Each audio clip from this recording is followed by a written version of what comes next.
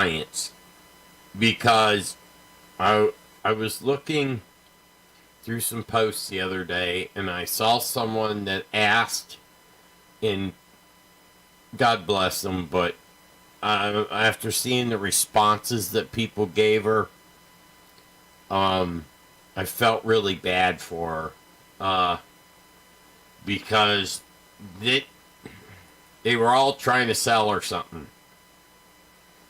Oh, you got to buy this book. You got to buy this book. You got to do this. You got to do that.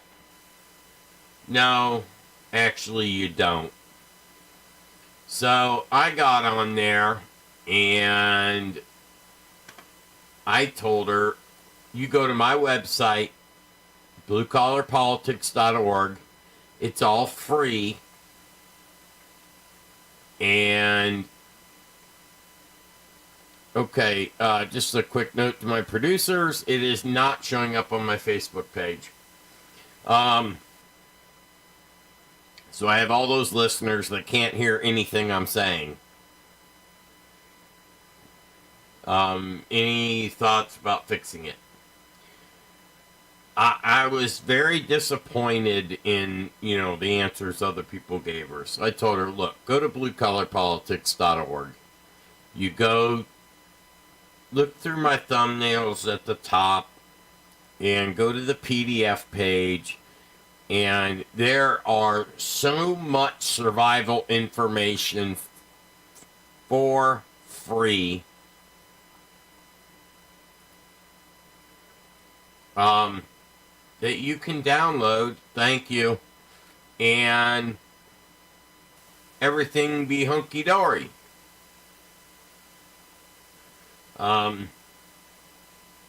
Okay. If I can get this to work, there may be a my thumbnails at the top, like I'm talking right now, and then echo, and then talking, and then echo, and then okay. All right, I now have the chat room up on my main screen, and so if anybody wants to ask me anything, or wants to talk to me about anything, or wants to tell me something, y'all just go right ahead and do it. I have two separate ways of calling me in the show. So you can call in on the phone. You can call my direct line, which they'll only hear one side of the conversation, or you can call on Skype. We are set. But you won't be able to have if you want your picture on the show, don't call Skype. Call me on Facebook through Messenger. Then I can add you on the screen. So if anyone like Dave Evans or anyone else that I've talked to, I'd have to go back and look at the list. There's so many. You guys want to talk to me tonight, just feel free and call in. Who knows, folks? Maybe even Odin will pop in here. So let's get right down into the Weird Talk Radio's Sci Fi Talk live on the Global Enlightenment Radio Network. Live on Facebook, YouTube, Twitch, Twitter, and so many other places. We're about to get even bigger. But that's all I'm saying. So, I got a new camera, and it's up on my screen, but the other computer wouldn't recognize it right away, so I have to reconfigure everything and make it work. So where I wanted to place it, and that would put Skype callers on the air with me. Hi, Mom. And you could be on. So right now you got to call me through Facebook if you want to have your picture on the air.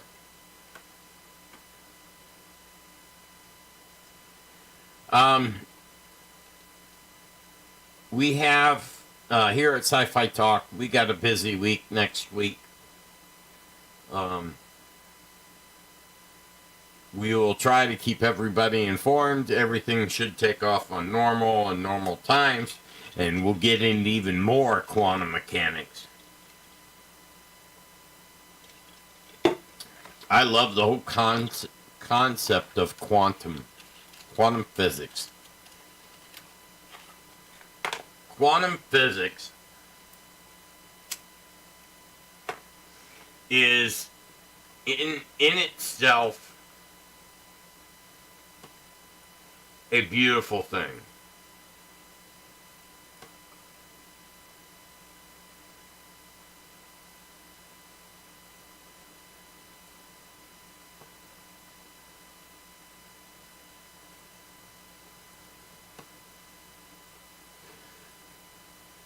And whether you're a beginner or you are an experienced person, quantum physics it allows for particles to be in two states at the same time. Now, what that means, Dustin, I wanted to make sure I read because I know what it means, but I wanted to make sure I read the exact definition, because that way when I go into what I'm going to be explaining here, you understand the exact definition. Now that I've told you that, let me tell you what it means. What it means is that while you're sitting here watching your computer, listening to Sci Fi Talk on this fine Saturday evening, it means that somewhere in the universe there is something else that could be happening it's happening at the same time. There's no could about that. What I'm saying is particles, the little particles that make up your body, can be 1 billion light years away, and it communicates down to, I don't even know what you'd call it. It's so fast. It's identical times at enormous distances.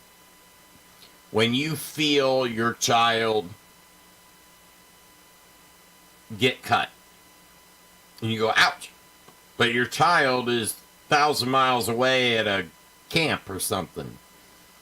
And then when your child gets home and they're telling you all about it, and they're telling you when they fell down and hit their elbow on there, and you were like, you know, my elbow twitched last Tuesday. That was when she fell. That's quantum physics.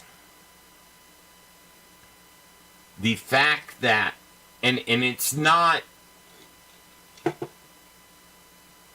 I kind of said that in an open way, because that'll leave a lot of people calling me back and going, blah, blah, blah, blah. I'm not talking about any of the people or anything on it. The fact that when the child got hurt and then your elbow hurt, there is a minute thing in your elbow, and there's a minute thing in her elbow where she bumped it, and it instantly fell on your elbow. That is quantum physics. It's that two things, no matter the distance, happen at the same time. And we are talking mega small. So, let's get into the first article that I have. Is the first observation of a polyquantum crystal. Quantum physics predicted that the Pauli exclusion principle should create spectacular crystals. Now they found them for the first time.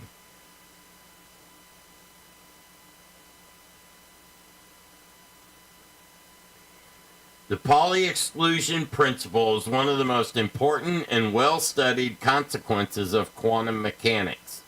It states that pheromones, particles like electrons, can occupy the same quantum state.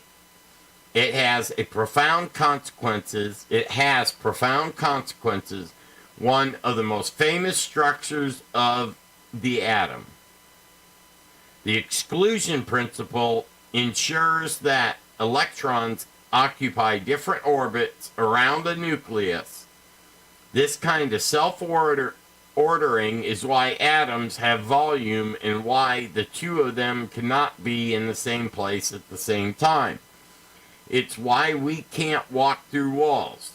But in recent years, physicists have begun to think of the other, more subtle consequences of the principle. A couple of years ago, they predicted that the self-ordering ought to work like when pheromones are trapped in the other circumstance. Then they ought to form crystals with a specific, unique geometry. Of course, the circumstances in this which can happen are hard to create. Indeed, nobody has been able to observe polycrystals until now. Today, Marvin Houghton and colleagues from the Heidelberg University in Germany say they have observed the polycrystals for the first time, that they are wondrous things. All crystals are wondrous things, forming what Houghton and colleagues call spectacular geometric structures.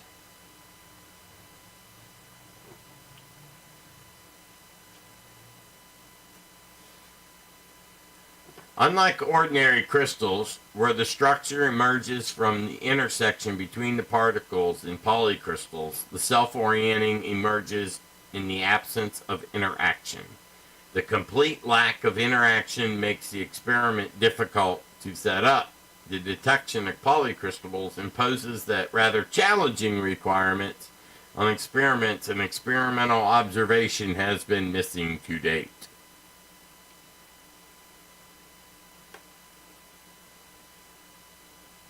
But in the process of the way these particles must avoid each other,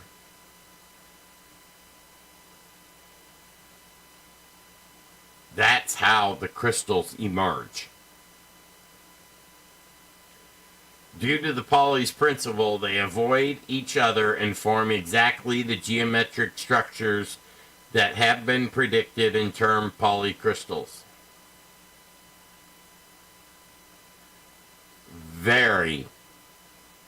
We are getting so advanced. We are understanding base technologies. We are getting in this world to the point where we're going to be able to go to the stars, and let me tell you, I can't wait. Instead of taking people out in a campground or a state park or somewhere to teach my survival, I can say, hey, you want to go to the moon and learn survival?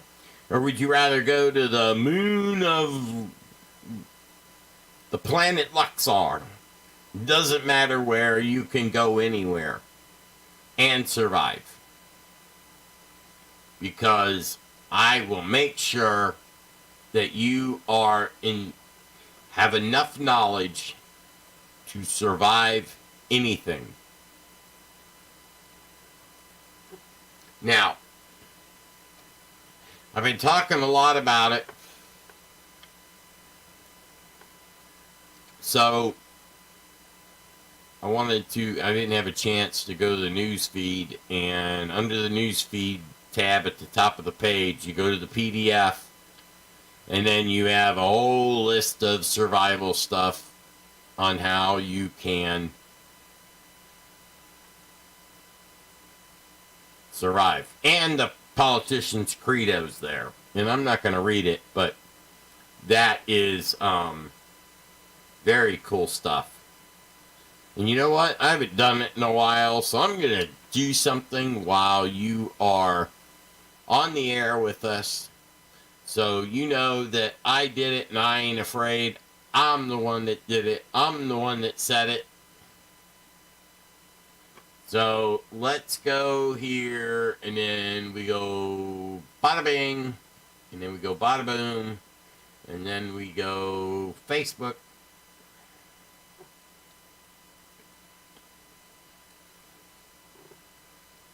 We're going to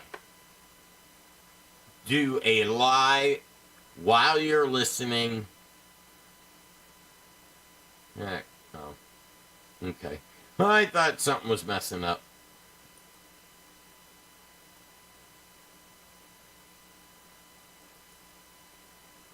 Okay. So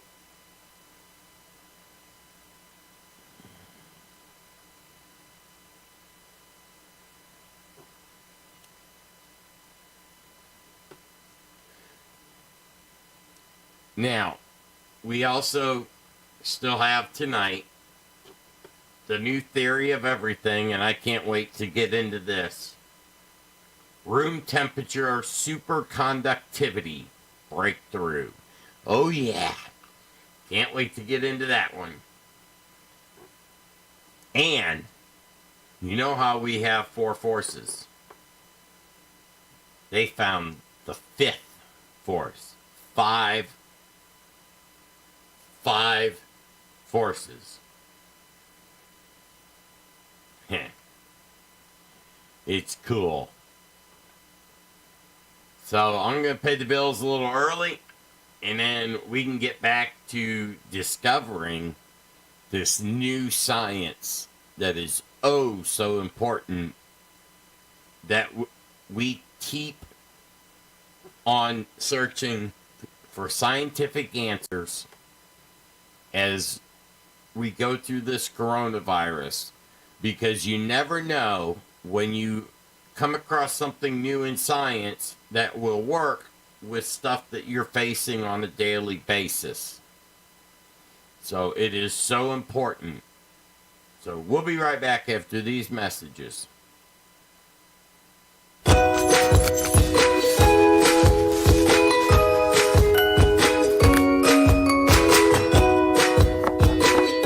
At Benzer Pharmacy, we understand busy. That's why all our locations offer free home delivery, personalized service, refill reminders, and specialty medication, even pet meds.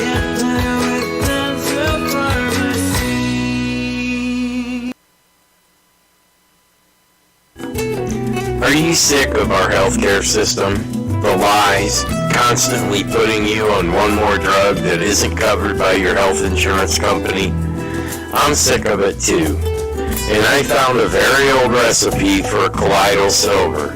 It is a liquid solution created using electrolysis to suspend pure metallic elemental silver in groups of particles at 18 atoms or fewer, each with a positive electric charge, attached to a simple protein molecule in distilled water. Some say that the colloidal silver goes back 4,000 years. I found the process that was almost been lost to time. Colloidal silver works just like triple antibiotic ointment. It will keep your cuts clean, and it's an antiviral too. This product could save your life when there's no doctor around, and you can put colloidal silver directly on the wound to keep the infection away. Get yours now at bluecollarpolitics.org. Just click on the BCP store tab, and you are on your way to having that doctor in a bottle. All right. The first person, Stephen Hawking, that released the theory of everything. It has been revised. The new theory of everything unites quantum mechanics with relativity. Stephen Wolfram, a controversial physicist and computer scientist, has united relativity, quantum mechanics, and computation complexity into a single theory of everything. But they want to know, will people accept it? One of the goals of modern physics is to determine the underlying rules that govern our reality. Indeed, one of the wonders of the universe with just a few rules seem to describe many aspects of our world. What's more, scientists have found ways to combine these rules into simpler, more powerful ones. That has tempted many thinkers to suggest there might be a single rule or a set of rules from which all else emerges. The pursuit of a theory of everything has driven much of the thinking behind the modern physics. We have built multi-billion-dollar machines and observatories to test these ideas. Despite this success, one outstanding challenge is to unite the two entirely different but fundamental pillars of modern science: the theory of relativity, which describes the universe on a large scale, and the theory of quantum mechanics, which describes it on the smallest scale. Both theories almost perfectly explain the results of almost everything experiment ever performed, and yet they are entirely at odds with each other. Numerous theories have attempted unification, but progress has been slow. This sets the scene for the work of Stephen Wolfram, a physicist and a computer scientist who has spent much of his career categorizing the simple algorithms called cellular automatons, and studying their properties. His main finding is that the simplest algorithms can produce huge complexity, some even generate randomness. And his main hypothesis is that the universe is governed by some subset of these algorithms. And let me tell you something. When, you may think, well, how important is this? And this is why I want to tell you what I'm thinking, how important it is.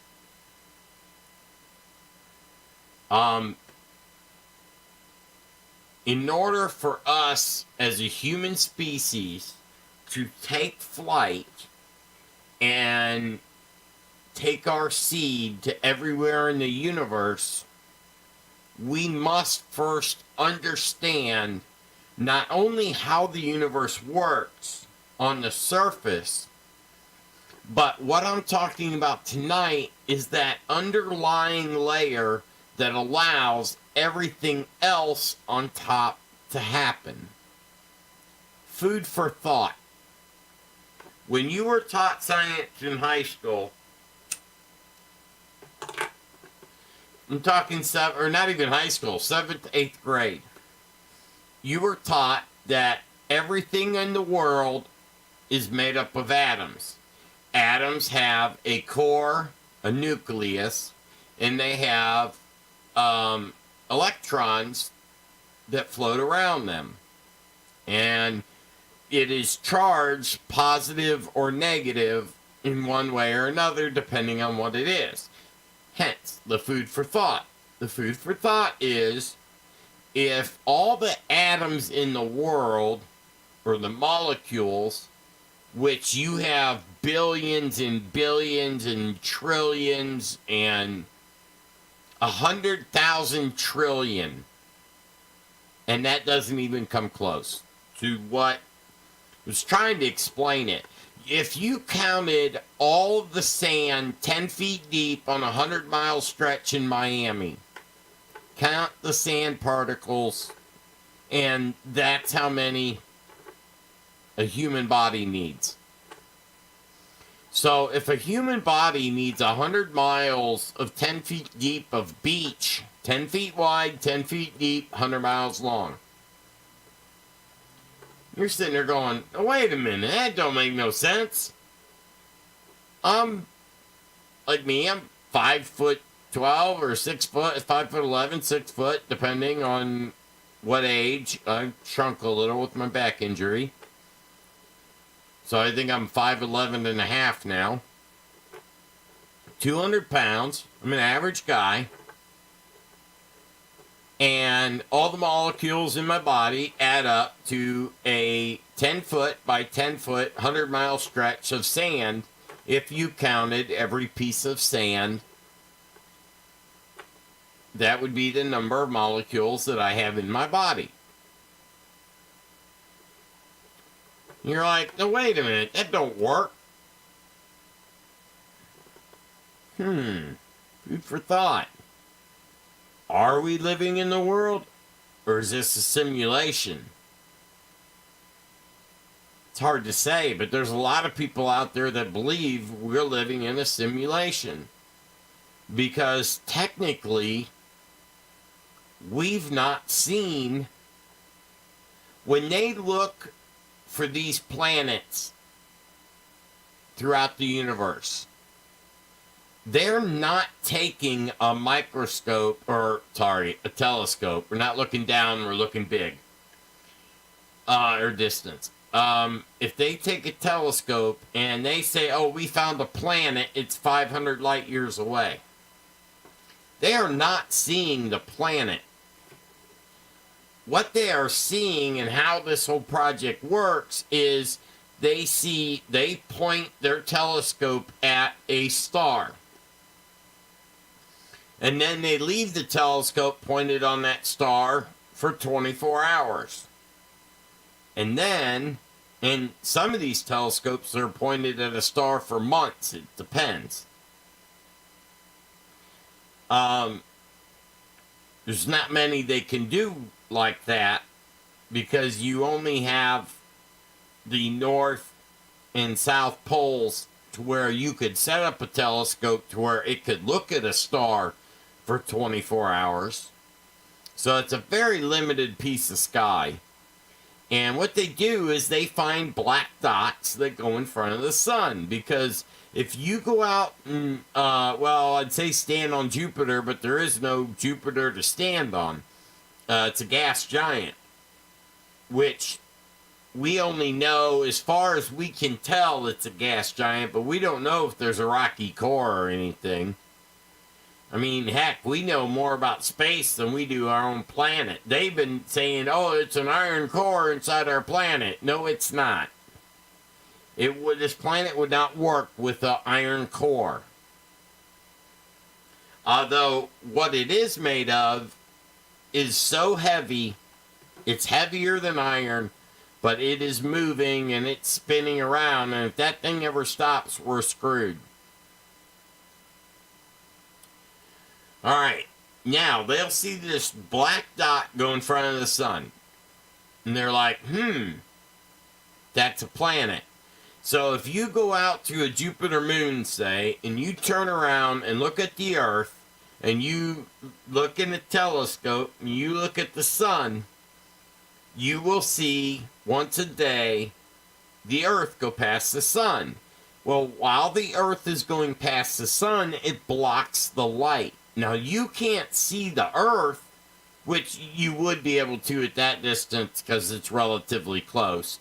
I'm talking looking light years. I'm just using this as an example. So the techno bots that listen, go ahead and beat me up, but I'm using it as an example, so it's not a perfect example, but it gets the idea across. So they're pointing a telescope in a certain part of the sky, and they're waiting to see if a black dot goes in front of the sun or star. We don't know if all stars are suns. We know all suns are stars, but the other way around, we do not know for a fact.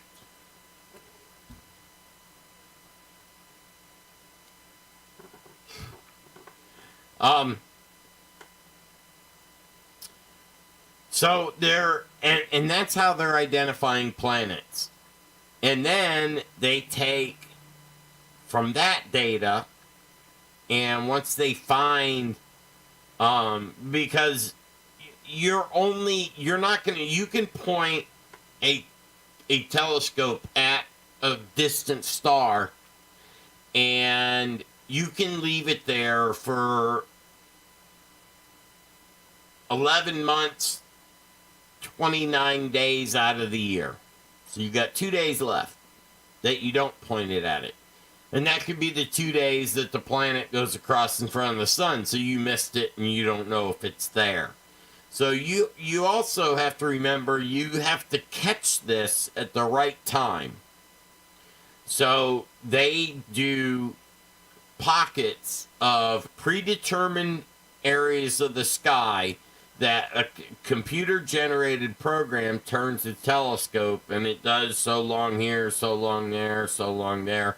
I'll have a show about it so I can explain this in more depth, but you get the idea. I don't want to get too far away from my subject. Although I love my rabbit holes and I love what's going on behind the scenes, I wish I could tell y'all everything. It's a earful, let me tell you. It doesn't matter where you work. There is always company gossip going on, let me tell you. And it's been pretty interesting lately.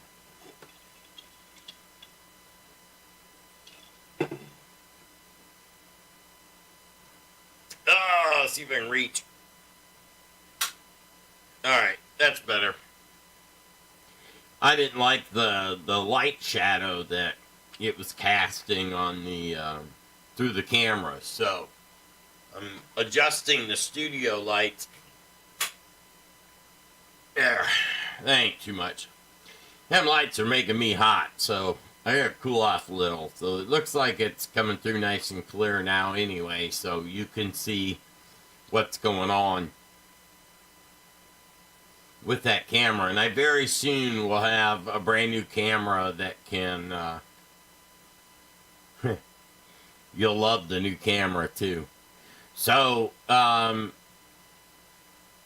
you know what, I almost forgot. I gotta do like a how do you call that, off the cuff, a little freelance advertisement for my other show.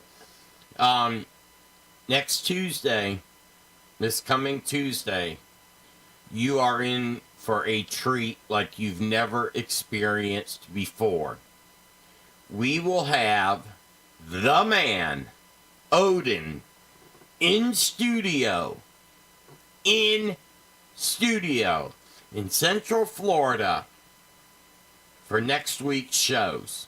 Blue Collar Politics, Friday News Hour, Sci Fi Talk next Saturday. We will be interviewing Odin on the back deck outside the BCP studios here in Central Florida. It's going to be an awesome show, so don't forget to be there. Mark it on your calendars. We'll have it all over the Facebook.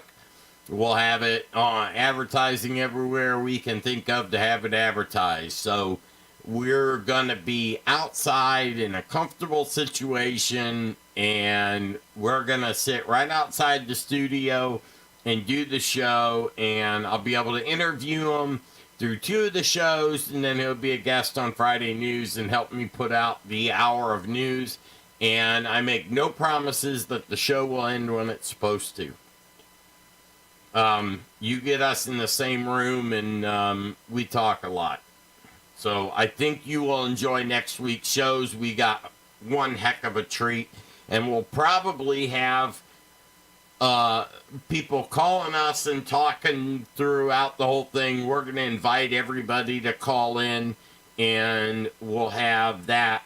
We'll be able to bring everybody up on the thing, so you'll be able to see callers, and we'll have fun. It should be very interesting, and it'll be very good for Sci-Fi Talk here. I haven't had any guests in the studio since we moved to the new studio. I'm still working on it. Doing a studio on a budget, let me tell you folks, is not the easiest thing in the world to do. It's very difficult, and heck, even if you look at the huge multi-million-dollar studios, it still takes them 6 to 8 weeks to iron out the flaws and stuff like that. Well, I have a business that I have to run, and I'm handicapped, so I'm limited on stuff that I can do. So I have to wait till, I can get help on situations. But the next 3 shows, you won't just be looking at my face and my shirt. We will be sitting out on the back patio, enjoying a glass of wine, and we will be talking. I think we'll have to call next Saturday's show "The Theory of Everything According to the Global Enlightenment Radio Network Personnel." So that will be a treat for all the WWTR listeners, for the Sci-Fi Talk, and for Blue Collar Politics and the Friday News. And plus we have, now I'm holding it till he gets down here, we're going to release the Washington, D.C. vacation trip video, which is done. It's waiting for me to release it on YouTube. We will upload it and release it probably next Tuesday, and that way we can have it to talk about while we are on the air. So I think you should enjoy all that. I know I'm looking forward to it. It'll be nice having that level of the guy. It's great to have your boss and to interview him. Well, he's also my producer, so we'll be producing it and doing the show right from the studio. So it'll be a blast. All right, so back to what I was talking about. Wolfram, now this is the theory of everything. All right, he works with a couple of collaborators, describes how relativity and space-time curvature are an emerging property in these universes. He describes how quantum mechanics is an emergent property of these same universes when they are studied in a different way. By this way of thinking, relativity and quantum mechanics are different sides of the same coin. He goes on to show how they are intimately connected with another, increasing, influential, and important idea in modern physics, computational complexity. So his new theory of everything is that 3 pillars of modern physics, relativity, quantum mechanics, and computational complexity, are essentially the same thing viewed in a different way. At this point, I am certain that the basic framework we have telling us is fundamentally how physics works, says Wolfram. It's a jaw-dropping claim. The first thing to acknowledge is that it is hard to develop any coherent theory that, unless relativity with quantum mechanics, and if it passes muster under peer review, it will be a tremendous achievement. There will also be reasons to be cautious. First, it's not clear how Wolfram is submitting the work for formal peer review, and if not, why not? Second, the measure of any new theory, testable predictions, it makes that distinguish it from other theories.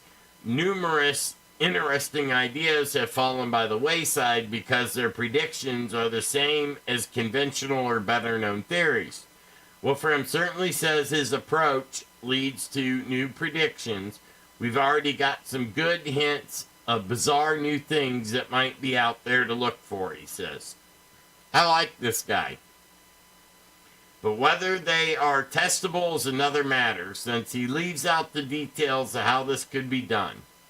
For example, his theory suggests there is an elementary length of the universe about 10 to the 93rd meters, which is smaller than the planet length of 10 to the 35 meters, currently thought of as the smallest possible length. Okay, I got to check something here real quick, folks. I don't want to misguide you or say anything wrong. So I am looking up and seeing if my browser can handle such a scientific question. And I thought I said it wrong, and I apologize. So let me go back and repeat that sentence, because I apologize, I said it wrong. For example, his theory suggests that there is an elementary length in the universe of about 10 to the negative 93rd meters, which is much smaller than the planet length of 10 to the negative 35 meters, currently thought of as the smallest possible length. Wolfram says that this implies that the radius of an electron is about 10 to the negative 81 meters. The current experimental evidence that the radius is less than 10 to the negative 22nd meter. So I will keep an eye on this theory, and Wolfram, I'm going to do some questions to him, and I'm also going to see if I can get him on one of these Saturday nights and see if he can speak on his theory. I got some questions I'd like to ask him. I'm a computer expert myself. I write my own software, and I'm a forensic specialist. So I for a job, I tear shit apart. And not only do I have to figure out how it works, but I have to prove that the last person that touched it used it. Let me tell you, that's as hard as coming up with a quantum theory sometimes, man. Let me tell you. Because the way they have made, the new way software runs now is you can stack programs. Now, what that means, it sounds really simple, but it's basically quantum mechanics. You can tell a program that what it'll do is you can do as much as 4 sides. That's a bit much, but that's all we can do right now. Once we can get the ability to write the 5th and the 6th side and get all that to work together, the computers that we're using today would be the difference of using a computer from 1909 to 2010. So if you compile 100 years and then stack that on top of each other 6 ways from Sunday, it would be wonderful. And confuse you, let me explain it the way I explain it when I am in the courtroom or something. And I have to be very clear. If you, right now, you take a box, close it up, box is empty. You take a box. Right now, a computer program can run on one side of the box. That's the internet. That's your computer. That's every computer right now around the world. Now, you take a server, same box. It can write on 4 sides of the box.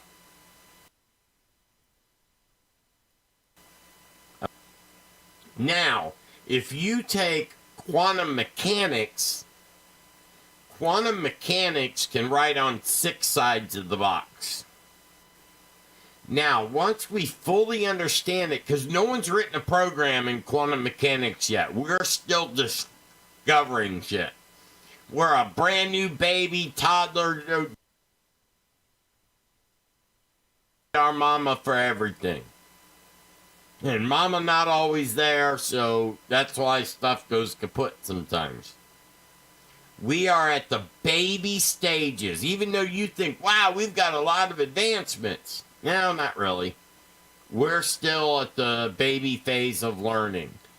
When we figure out anti-gravity, and when it does not take an international virus to stop the wars, that is when our civilization will have grown up, become an adult, and that's when I think you'll find out that us being not alone in this universe will be out in the open. But first, we need to grow up, because we are a 3-year-old screaming toddler. Everybody, I want mine, mine. You can't play with my toy, it's mine. And if the other kid goes, no, I'm going to steal it from you, then it'll be mine and you won't have it. Well, that's the BS. You realize that every war up till now has been over a woman?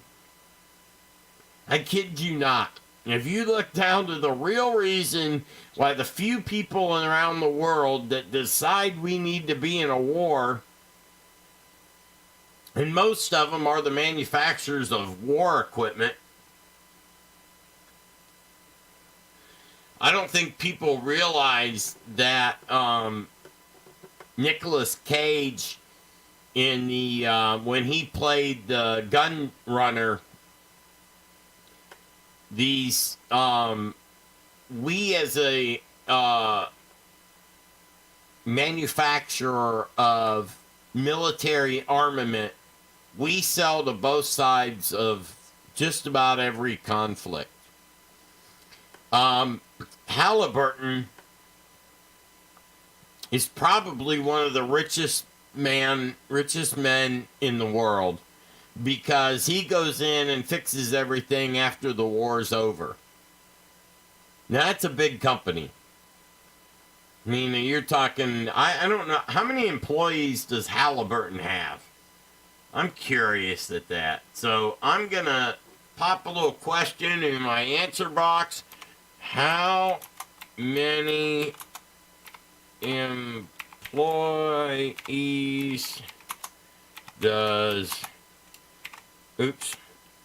Halliburton have?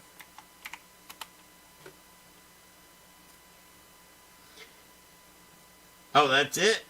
I thought he had more than that. 55,000. They do $24 billion a year. It was founded in 1919 in Duncan, Oklahoma. And let me tell you, you got to have some cojones to work there, because they go in right after the fighting stops. Halliburton has had entire crews killed in the Middle East. Those people, let me not say those people. Oh my God, I almost said it. That's not what I meant. I didn't mean it, those people. It's a dangerous job. They get paid well for it. And you don't want to see anybody die of violence. And I'm not pinning it down to one religion or not, but this world will never be accepted into this galaxy, into galaxy politics, until we grow up. Any governing body out there that looks at Earth and goes, all right, we don't want nothing to do with Earth, so, you know, it's a no-fly zone for a couple, you know, probably 10,000 light years on either side. I don't know how they do it, but I'm sure we're blacked out and no one's allowed to. I mean, people do anyway, and there's all kinds of stories about that, and that's science too, so we'll get into that. I would love to interview someone that knows a lot about UFOs. I mean, that would be a cool interview, wouldn't it be, folks? Wouldn't you like to listen to that? All right. We'll be right back after these messages. Are you sick of our healthcare system? The lies, constantly putting you on one more drug that isn't covered by your health insurance company? I'm sick of it too. And I found a very old recipe for colloidal silver.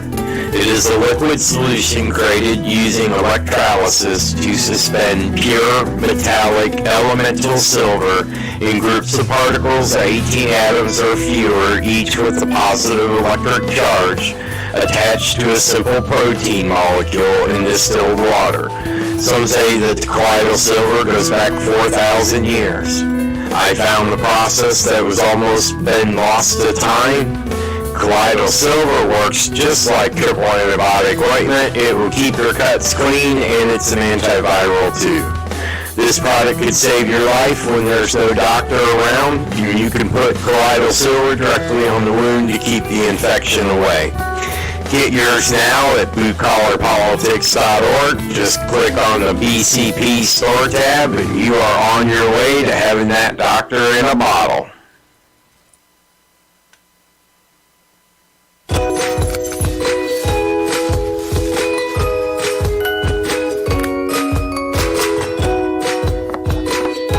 At Benzer Pharmacy, we understand busy. That's why all our locations offer free home delivery, personalized service, refill reminders, and specialty medications, even pet meds.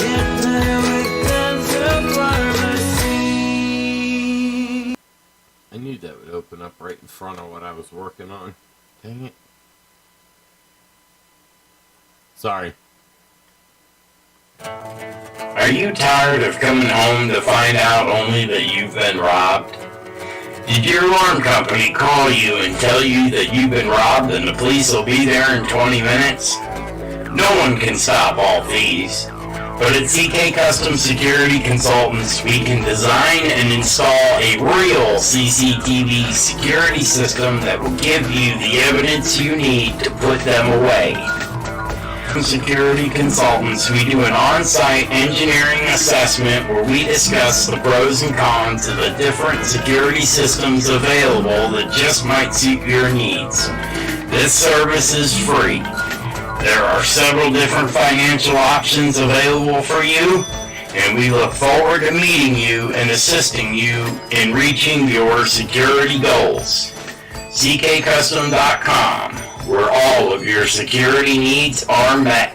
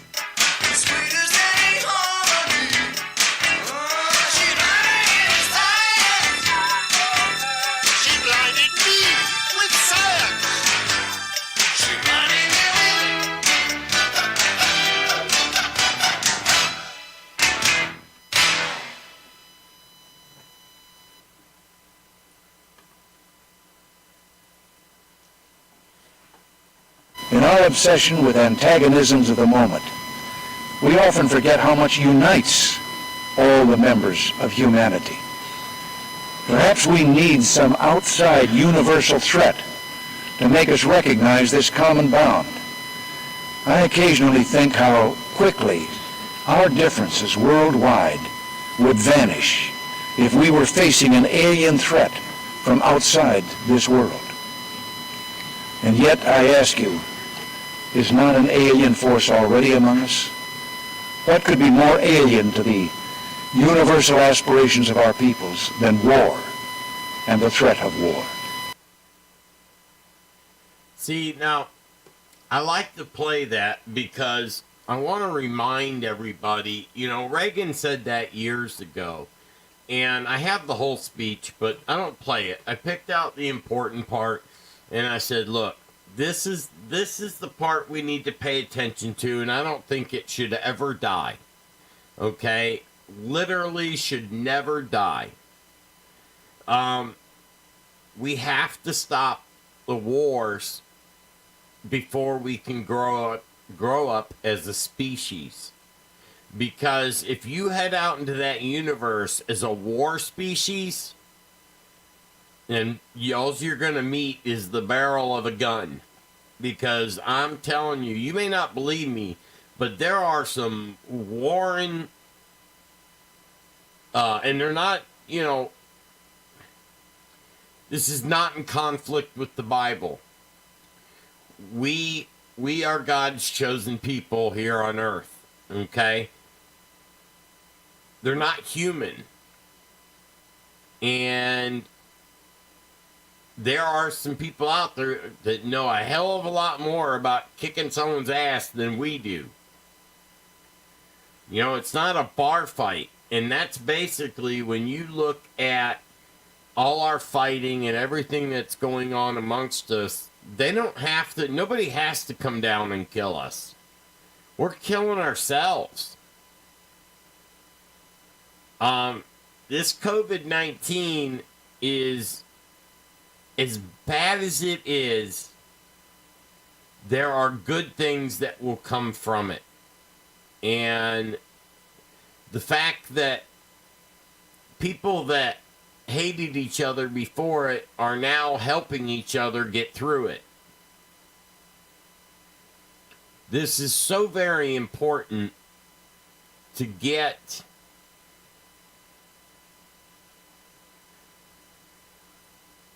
no, there we go. Okay. Sorry, I had to move the monitor off of my thing that I monitor what's going on in my computer so I can keep everything running during the show. So, I'm by myself and I'm trying to do 6 things right now, and I got, business is picking up.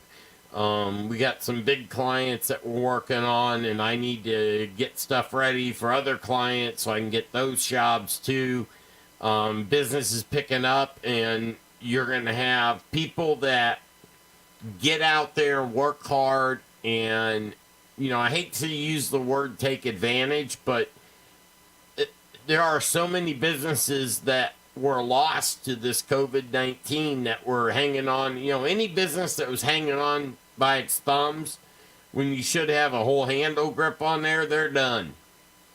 So I am trying very hard to get the business out there, and we got a few other jobs we got to do that we got before the COVID-19 crisis started, and we're getting those jobs done, and then we got to get a few that we're working on quoting. So business is doing really good.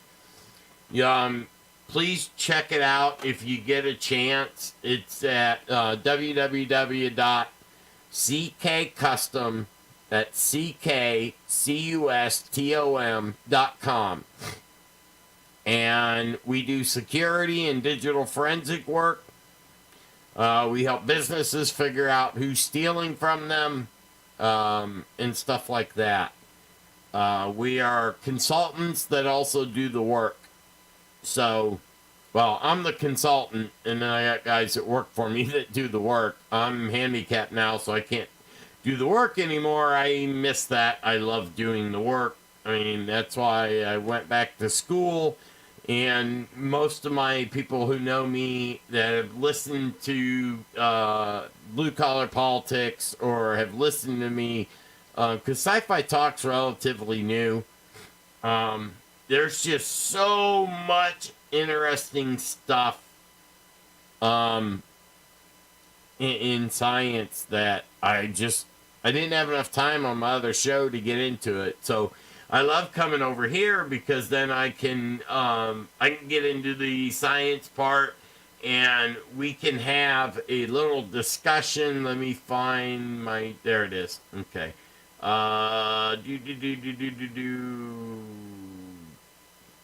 Okay, here we go. So let's do some fun stuff right now instead of doing all the serious stuff. Let's get to enjoyment. Supernatural is expected to film its last 2 episodes later this year. American Horror Story is getting a spin-off. American Horror Stories. They're pluralizing it and keep going. The Mandalorian Season 2 will include Boba Fett, portrayed by Attack of the Clones, Tamira Morrison.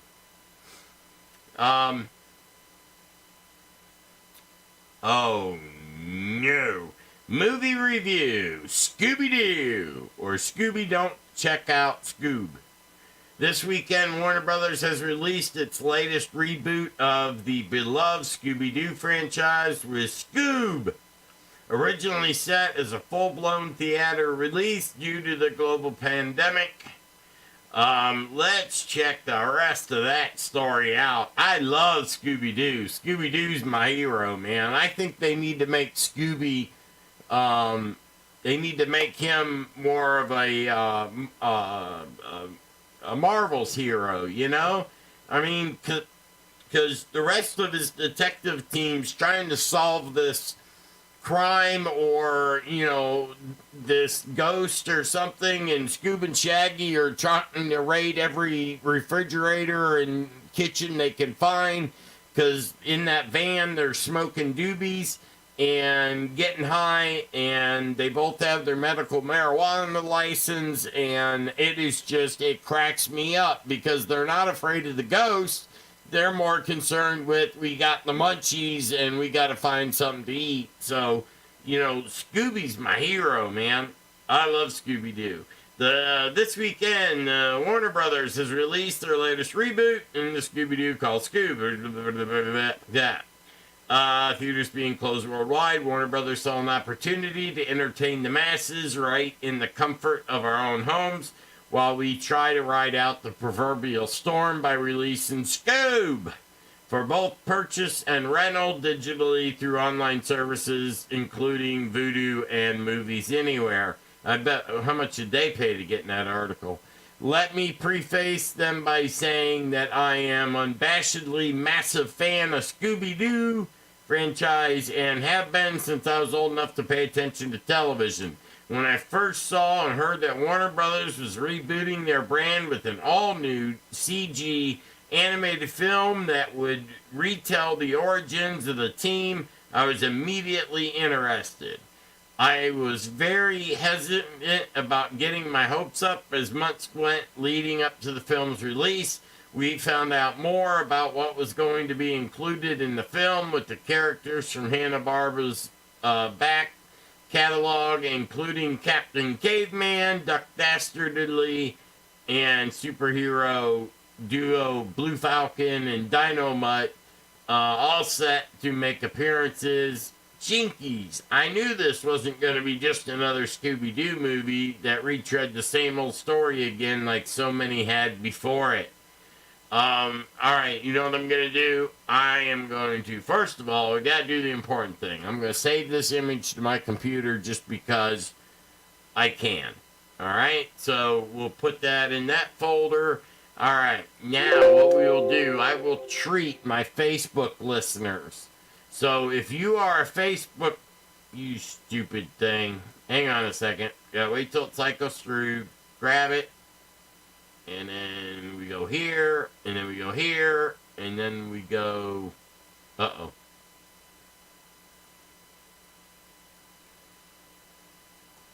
Try this way. No, that's not what I wanted you to do. Okay, computers are great, but computers do not do what they are supposed to do most of the time. So let me...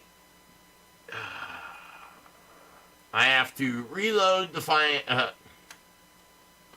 hang on one second here, folks. I gotta get the Facebook feed back up so I can actually see the feed that's going out. There we go. Now I gotta go down to the show. I need to open up the show and kill the sound. And opening up the show. Let's go. No, that's not what I wanted. There we go. Okay. Now what I can do is I can go here and... Alright, so that ain't gonna work either. So I am fighting a computer that's not wanting to listen to me right now, but you know what? Now I'm mad. So now I'm not giving up. I am getting this. I'm just hoping I don't have to go to commercials. No, that's not...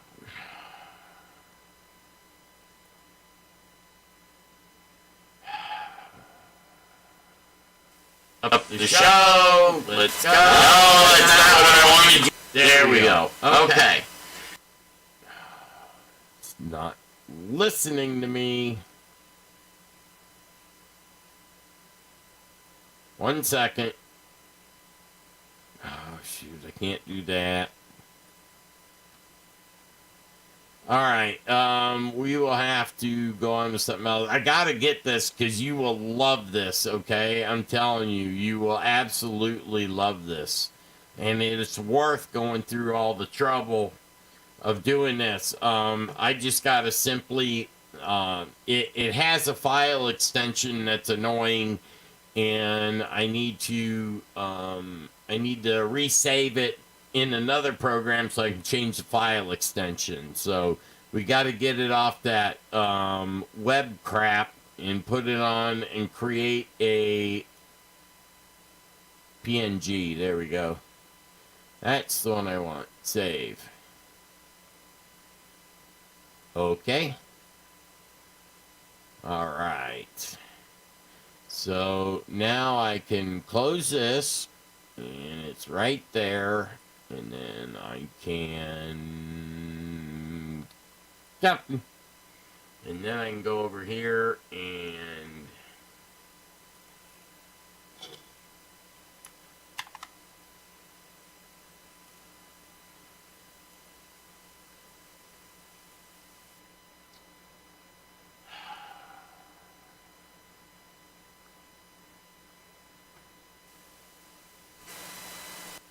Alright, sorry, I had to be quiet there for a second because I knew it was gonna pop back up, so it's annoying me. And, alright, so I'll put it up at the end of the show like I normally put the other stuff up. You'll be able to see it that way. Apparently, it does not allow me, or I don't know because I've never done it before, to put it up as a... Ooh, you know what, though? I got me an idea.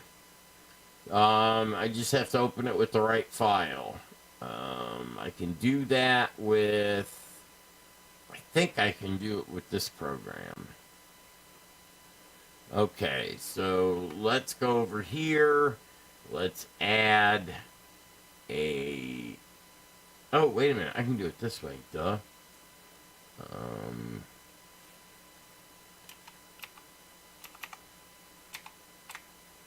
Oops. Spell it right. Okay. Alright, we'll be right back after these commercials. I will have this done. I don't want to leave you guys hanging on while I'm trying to do something real quick. So we'll be right back. Are you sick of our healthcare system? the lies, constantly putting you on one more drug that isn't covered by your health insurance company. I'm sick of it too. And I found a very old recipe for colloidal silver. It is a liquid solution created using electrolysis to suspend pure metallic elemental silver in groups of particles, 18 atoms or fewer, each with a positive electric charge, attached to a simple protein molecule in distilled water. Some say that colloidal silver goes back 4,000 years. I found the process that was almost been lost to time. Colloidal silver works just like triple antibiotic ointment. It will keep your cuts clean, and it's an antiviral too. This product could save your life when there's no doctor around. You can put colloidal silver directly on the wound to keep the infection away. Get yours now at bluecollarpolitics.org. Just click on the BCP store tab, and you are on your way to having that doctor in a bottle. All right, we are back, and there it is, right on the screen. You'll be able to see me in a second, coming up on Facebook. That is the picture I was trying to get up there. So, and it is borrowed from sciencefiction.com. So I want to make sure I give credit to the source of the picture. I will also have the website that it was gotten from posted under the credits for the information. I always put it's a day later. The way YouTube works is funny when it comes to that. It won't let me do all this in the beginning, and I'm kind of glad I do it at the end of the show, because then I make sure I get everything in there, so I'm not putting something out on the air that I don't give proper credit for or to. So we all love the Mystery Machine. We all love Scooby-Doo and Thelma and Shaggy and, you know, the group, everybody. And I remember watching when I was a kid, and I hope that, because I made sure I got this for my kids and make sure they got able to see it. I mean, Scooby-Doo was important. I got big old Scooby in my room, too. Although I don't want a real Scooby, that's a Great Dane. So that dog is about the right size. It is, for people that don't believe and think they're exaggerating about the size of Scooby, they are not exaggerating about the size of Scooby. He's a Great Dane. That's about how big that dog is. Now, my buddy had a Great Dane that was called Scooby with an I, not with a Y. And he loved Scooby, and I love Scooby too, but that was a big dog, man. He ate, 6 pounds, 7 pounds of food a day. You imagine walking that dog? You ain't carrying a plastic bag. You need a street sweeper to follow you. So I will also make sure this picture gets up on the probably on Facebook. I'll put it up with the article because I want to get, I want the Scooby story out there. Anything that I can do to help get a Scooby thing out there and get Scooby-Doo going, I am all for it. It is very important to me, and I know this may seem silly to some people, but it was one of those places that your children can go that is not violence and it's a good, clean, and they make ghosts out to be friendly. And all right, it is posted and the website where I got it from on my personal webpage. I will also, right now I forgot to I will also put it on the Sci Fi Talk Facebook page and the WWTR, which is, I think it's just an employee. I'm not sure if I got that on public to where everybody can go see it. It's mainly for all the people that help me put on these shows. And, you know,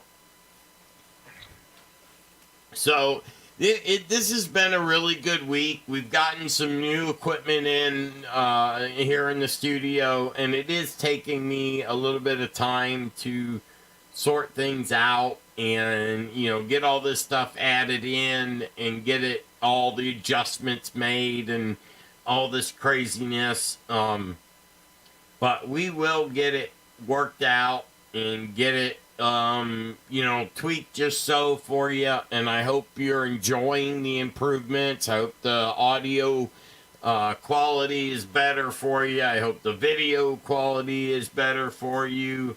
And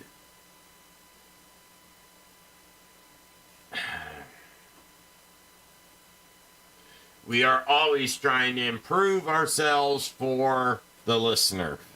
And I am proud of that. So let me get my mouse over there and delete all that. Let's get rid of it. I got to get rid of a few things, clean off my desk, so to speak.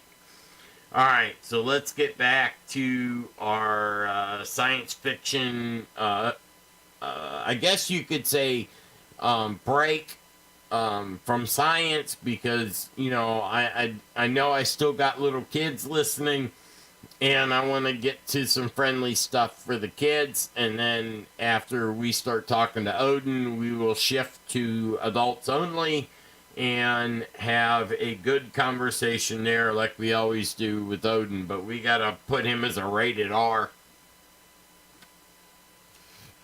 Yes, I'm sure he heard that, and I'll hear about it later. All right, Perry Jackson and the Olympians will come to life once more as a series on Disney+. Perry Jackson is returning in a new series from Disney+. The Perry Jackson franchise is one that Disney acquired when it bought 21st Century Studios. And as I said earlier, Supernatural is expected to film its last two shows. And later this year, and that will be the end of the two boys going and solving all the issues of the world and keeping the apocalypse away. The coronavirus pandemic has thrown all of society for a loop that includes the world of entertainment. Many TV shows have had their seasons cut short and had to hastily convert to regular episodes in a makeshift season finales. That's all well and good for most shows, as any dangling plot threads can be picked up next season. But what about the shows that aren't coming back? Fox threw together a finale for Empire, which just ended after 6 seasons. But the members of the cast and crew have expressed how they hope the network would allow them to return for a wrap-up movie to give the show a more satisfactory send-off. And while 6 seasons is a healthy run for any series, it doesn't compare to 15. That's how many seasons that Supernatural has been on the air, and remarkably, its ratings have remained strong the entire time. While some viewers may have turned out, others have jumped on board even though the show has a daunting backstory, allowing the show to constantly place as one of the CW's top 5 shows. It's also one of the network's most heavily merchandised, with Hot Topic devoting entire fixtures to t-shirts, blankets, and other swag. Supernatural deserves a proper send-off, not just regular episode repurposed as its grand finale. Luckily, CW is sticking to its original plans, and the last 2 episodes will be filmed and aired later this year. It's just not clear when that will be. The CW's president, Mark Pedowitz, stated, we already had 5 episodes in the can of Supernatural. Gerald Padalecki and Jensen Ackles will go back as soon as they are able to finish up the last 2 episodes. And then Jared will go off to Walker, his new CW series, set to premiere in January. The 2 studios are in constant communication to make sure this is a seamless handoff. Everybody, the studio executive producers, Jared, Jensen, Misha, Collins, and all want to end 15 years the right way. It is important that these 2 episodes they are shooting will be done in a way they want to have them done. We'll just wait it out. We are very much attached to this. And you know what? Let me tell you something. That's why that show has lasted 15 seasons. Because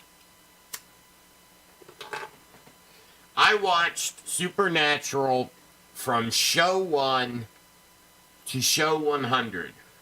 And then I got sick. So, not from coronavirus. This is 5-6 years ago. And so I've completely lost track. But I know I can go back. I know which show is the last one I watched. I will go back. And the cool part is it's 15 years. So I can go back and binge this for... I could binge this for a month. I mean, it would take a while to get through all these episodes. So it sounds like they are sticking to their guns, and I am so appreciative of that, and I hope you guys are too.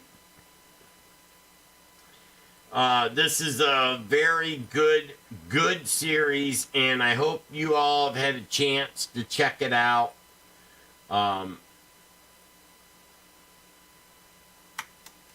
It's on the comments on the Facebook page, and okay, it's come up, so now you know where I got it from. So if you want to go and read the rest of the article, go ahead and go do it. Just wait till after the show, and you can find out. This is just one series that deserves an applaud, and they want to go out with style, and I'm glad they do. They've always put such an effort. These boys, all 3 of them, have done an awesome series. And, 5-6 seasons is awesome. But 15, that's in a category by itself. That's a long time. And, it puts it in the ranks of shows like Battlestar Galactica, which did... 5 movies, 5-6 seasons back in the 80s, another 5-6 seasons, almost 6 seasons in the early 2000s, and there are still fans going every year to the reunion. I just saw it last year live, and these main cast members are loved, and that's a show on. And Supernatural gets it for 15 years, and then you have people that only have come new into franchises and have taken off from superstardom from a position you wouldn't expect. Katie Sackhoff she's one hell of an actor. She did such a good job in Battlestar Galactica and then she did a movie right after that, and she's just a wonderful person all around. She's polite, she's friendly. I've seen everything that she's done, with the exception of The Mandalorian, and she's in that too. So she has been working the entire time and survived the strike. But to get back, there are... Supernatural is an icon. You know, Star Trek is an icon. If you count them all, I think it's 22 seasons. SG-1, that whole SG Stargate series.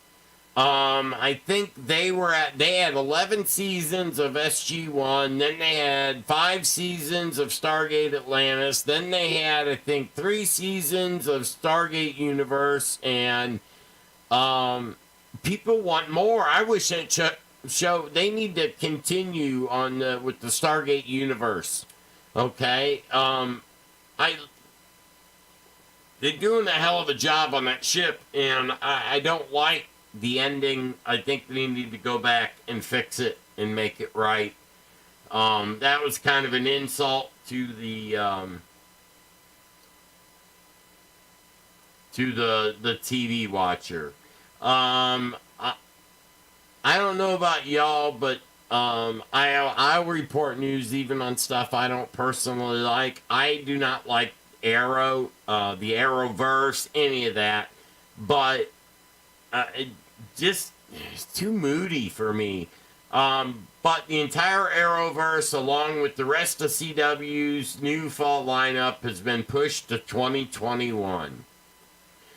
While most folks have held out hope that things would be back to normal soon, the effects of COVID-19 continues to escalate and cause problems.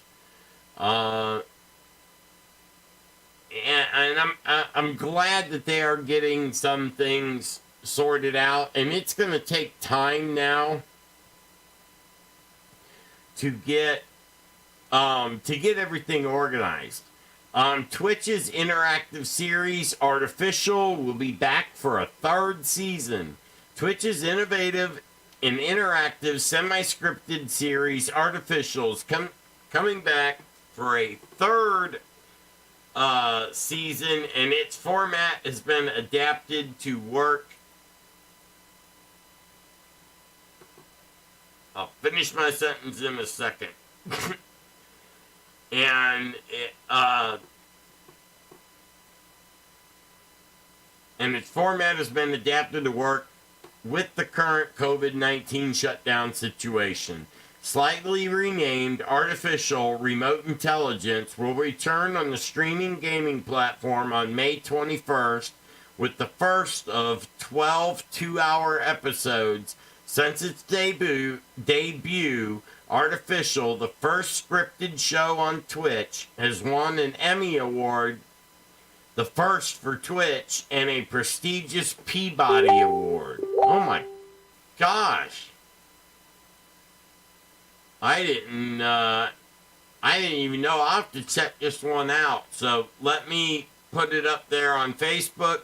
If anybody has seen any of this on Twitch, let me know. I'm kind of curious I'll check this out after the show, but I need to check on some new some of these new shows that are going off. So I put up SVP of content at Twitch declared Artificial delivers an immersive, interactive experience that can only be found on Twitch, as the community has the power to change the direction of the story in real time. This award-winning show is emblematic of how Twitch is helping shape the future of live entertainment, and we're excited to see what the team and, of course, the Twitch audience have in store for Season 3. Sue added, this season will raise the bar on what interactive scripted storytelling can be. We're involving the audience in a massive creative decision such as casting and the shaping of characters. They'll also be able to influence the series' musical score in real time. Add to that the remote production in order to ensure the safety of our cast and production team while keeping the live interactive elements. It's safe to say that this will be a challenging season. The team at Twitch has been very proactive in supporting us as a whole slew of innovative tool sets. Artificial will return on Twitch May 21st at 6 p.m. Eastern Standard Time. So I will also throw that up right after the right after the show thing, so you guys don't forget when it comes back. And check that out. That'll be a good show to see. So let me get back to my list. I lost Rosette. All right, you know what? We'll be right back after these messages.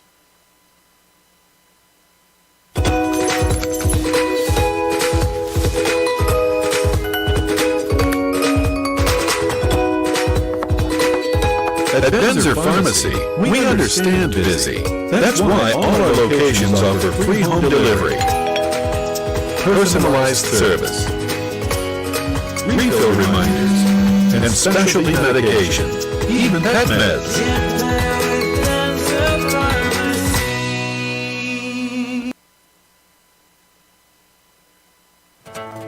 Are you tired of coming home to find out only that you've been robbed? Did your alarm company call you and tell you that you've been robbed and the police will be there in 20 minutes? No one can stop all thieves. But at CK Custom Security Consultants, we can design and install a real CCTV security system that will give you the evidence you need to put them away. Here at CK Custom Security Consultants, we do an on-site engineering assessment where we discuss the pros and cons of the different security systems available that just might suit your needs. This service is free. There are several different financial options available for you, and we look forward to meeting you and assisting you in reaching your security goals. CKCustom.com, where all of your security needs are met.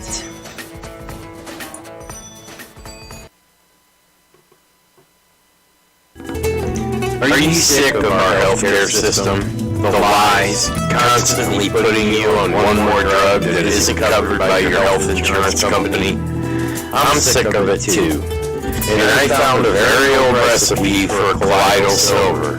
It is a liquid solution created using electrolysis to suspend pure metallic elemental silver in groups of particles, 18 atoms or fewer, each with a positive electric charge, attached to a simple protein molecule in distilled water. Some say that colloidal silver goes back 4,000 years. I found the process that was almost been lost to time. Colloidal silver works just like triple antibiotic ointment. It will keep your cuts clean, and it's an antiviral too. This product could save your life when there's no doctor around. You can put colloidal silver directly on the wound to keep the infection away.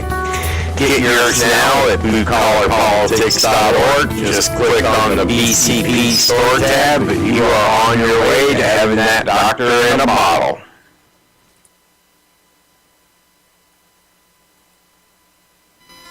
You are listening to the WWTR Sci Fi Talk Show on the Global Enlightenment Radio Network. Do not forget to check out our Facebook page and our soon-to-be website at www.sci-fi-talk.com. Weird Talk Radio presents Sci-Fi Talk Show with host Thomas Fry. Let's get back to the action.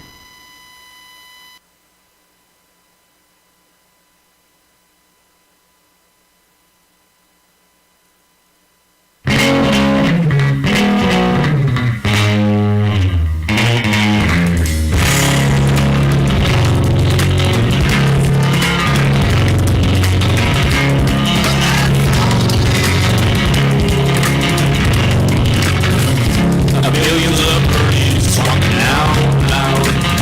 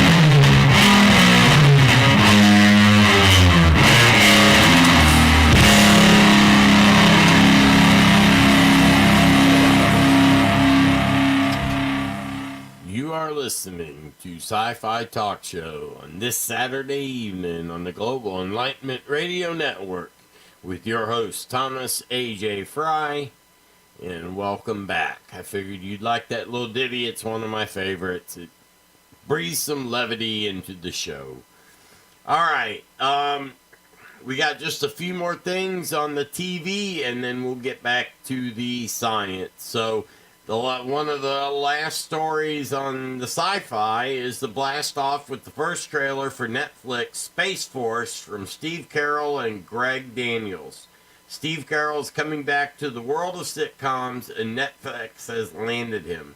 After losing the streaming rights to Paranormal Favorite. Sorry, it split up on me there.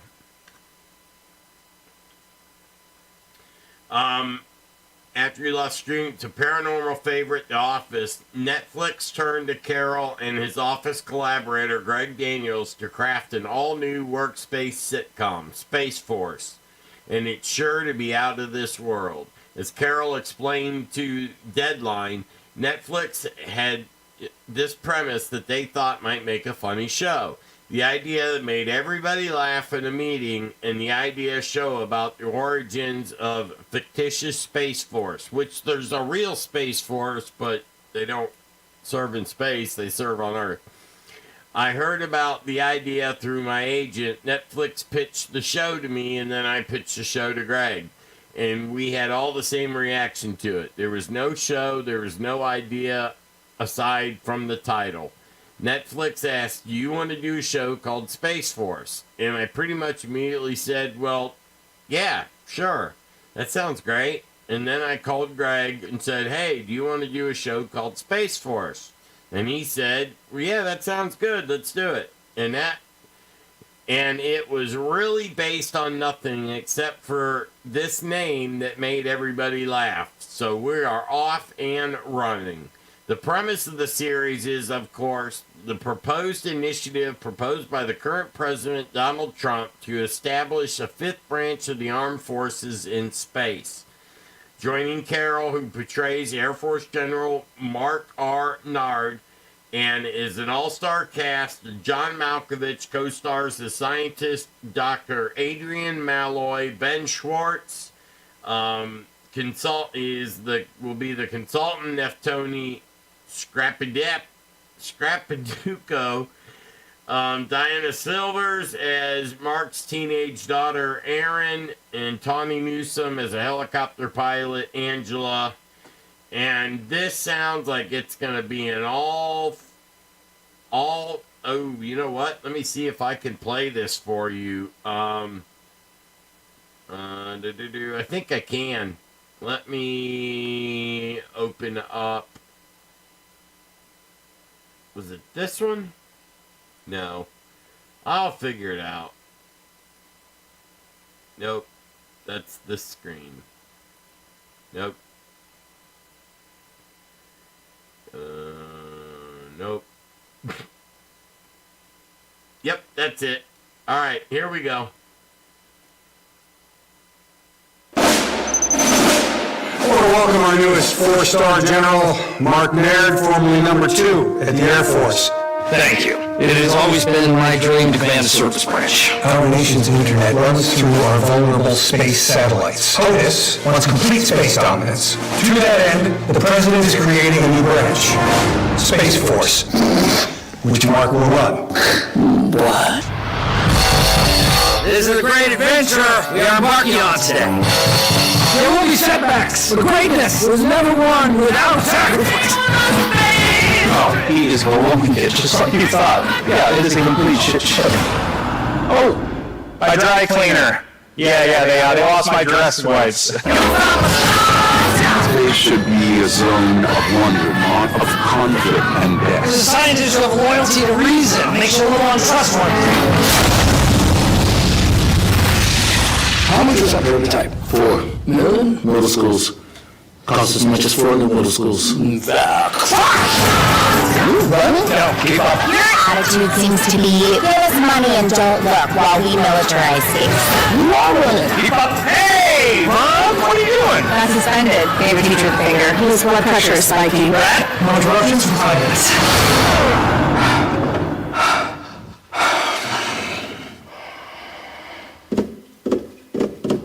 Aruba, Jamaica. Ooh, I wanna take you. Bermuda, Bahama, pretty mama. Bodies in the sand, tropical drinks melting in your hand. We'll be falling in love to the rhythm of a steel drum band. Down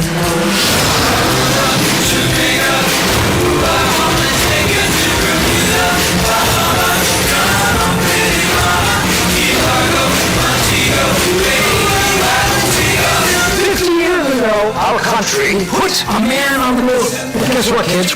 We're going back.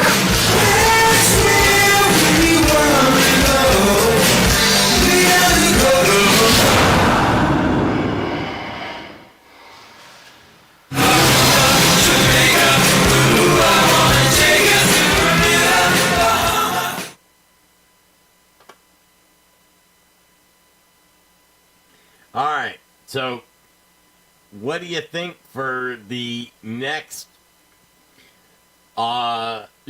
series like The Office, only from outer space, and it looks like it will make us laugh? Looks funny to me. All right, there may not be an American Horror Story this year thanks to the coronavirus. Charlie Brooker isn't writing Black Mirror episodes because we're already living in one. Original series creator Charlie Brooker is not writing episodes for a new season of Black Mirror because we're already living in one. And I apologize for repeating myself. I was just testing out the fact if my microphone worked. Because we're all basically living in one, is what he had said. I've been busy doing things. I don't know what I can say about what I'm doing and not doing at the moment. I don't know what stomach there would be for stories about societies falling apart. So I'm not working away on one of those Black Mirror episodes. I'm sort of keen to revisit my comic skill set. So I've been writing scripts aimed at making myself laugh. And you know what? I'm wondering how long it'll take to have a series about coronavirus. Okay? A little bit worried about where our TV is going because NASA has confirmed that Tom Cruise is now going to film a movie in space. Now, I got a question. There's no gravity. It costs millions of dollars. It's dangerous. And there's no studio up there. So how in the hell are you going to film a space movie in space if you got no space to film it in? So we'll wait and see how that goes. Tom Cruise is pushing 60. But they say he's going to film something in space, and I think putting an actor, an icon like that in a spaceship on, that has a rocket fuel power equal to 1 million tons of TNT or whatever insane amount of power on those.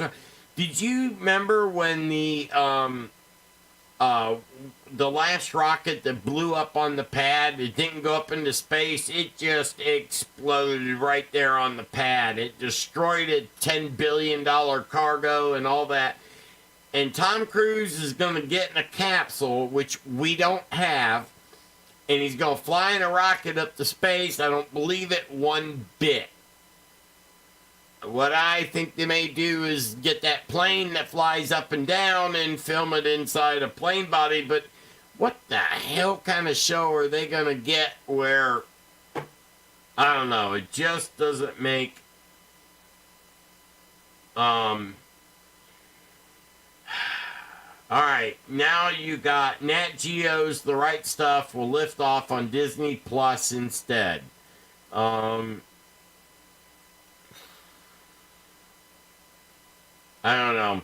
And for all you Walking Dead fans, The World Beyond is on track to debut this winter in yet another series of The Walking Dead shows. If you like it, which a lot of people do like it. I don't know if any of my listeners like it, but what I'm going to do for you that are listening, and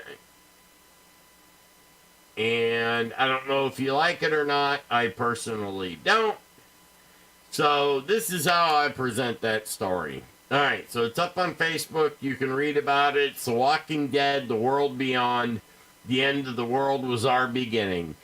And one of the radio stations I listen to here, one of the actors that was on The Walking Dead is on the morning radio show. If you're in Florida and haven't heard of it, shame on you. It's 104.1 Real Radio, and they are funny. There's 3 good shows during the day, starting off with The Monsters in the Morning, and this is an FM station down here in Florida. But you can check it out on Facebook and all that. I will add the links to all 3 shows. You got Monsters in the Morning, then you have the News Junkie at 11 to 3, and then you have the Jim Colbert Show from 3 to 7. And they are good. I listen to them all the time, and I'm right on the border of reception, so I have to listen to them on the internet more than I can listen to them on a radio. But you are listening to the Global Enlightenment Radio Network. This is WWTR Sci Fi Talk with Thomas Fry. And this is Saturday night, and we are discussing TV for right now. We're about to go in to get back to some real science. But don't forget, check out the Scooby-Doo thing. We got a really funny show coming up called Space Force. I wasn't going to watch it at all, but after seeing that preview, I was like, oh, we got to check this out, okay? I gotta see what that is. So now what I want to get into, and this is right before we'll have our guest on for the rest of the evening.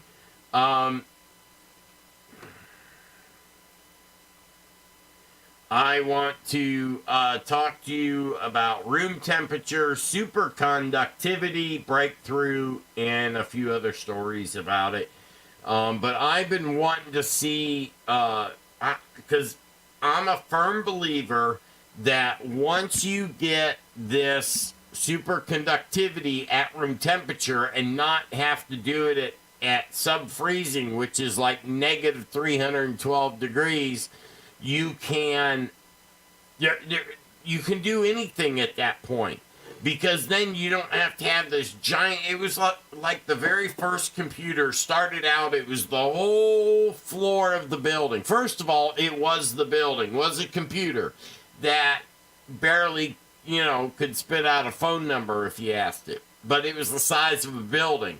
Now, almost every single American, from the time they can walk and talk, have a cell phone which is 100 times more powerful than the first computer, and that's just the start menu.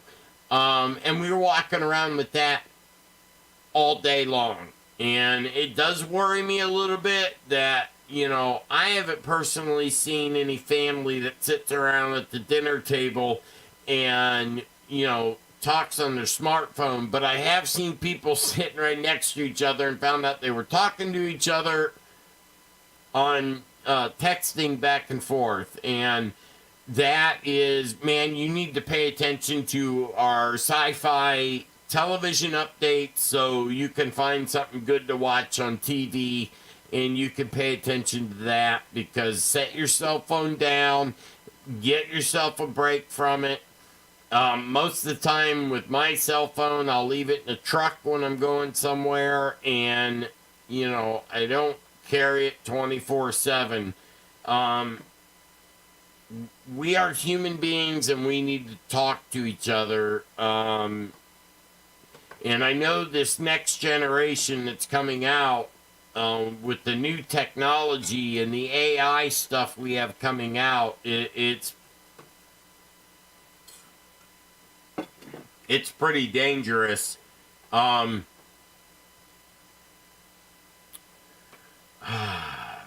right. So in these troubled times, enforced homeworking is producing remarkable results for physicists and astronomers.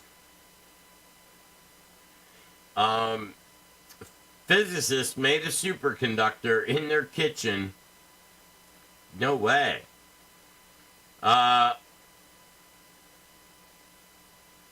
One of the great unsolved challenges in science is to create superconductors that work at room temperature. Now, in an extraordinary paper published at the beginning of this month, Ivan Timokin and Artem Mishento have achieved a room temperature superconductivity while working from home during the COVID-19 lockdown. The first high-temperature superconductor those that superconduct above negative 200 degrees Celsius were discovered in the 1980s. These were made lithium barrier copper oxide, a ceramic material with critical temperature around negative 166 degrees Celsius. Since then, physicists have discovered materials with progressively higher critical temperatures, and the most recent excitement has focused on rare earth hydrides such as LaH10, which superconducts at negative 23 Celsius. Albeit at enormous pressures, more than 1 million times atmospheric pressure, but the ultimate goal is to find the materials that superconduct at room temperatures. Timken and Mashenko have said they have finally solved the problem using a novel approach. Instead of increasing the critical temperature of TC of a supercure, the room was decreased to an approximate TC value, they say. Their approach was straightforward. They created a small model room containing a pellet of yttrium barrier copper oxide. Then they lowered the temperature of the room to minus 193 Celsius and observed superconductivity in this pellet. Voila!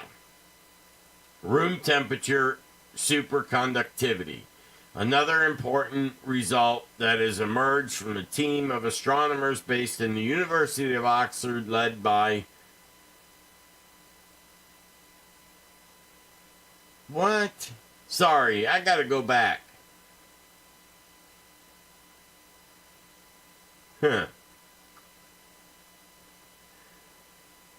Was that a joke? I'm going to have to check on this. I apologize if that article is a damn joke. But bringing room temperature superconductivity means it needs to work at 75 degrees Fahrenheit, not negative 200 Celsius, because that's like, you multiply that by 32, so you're talking a ridiculous, I don't even know how much it is, but I'm going to take thing and I'm going to look up on the internet what a negative 193 Celsius is.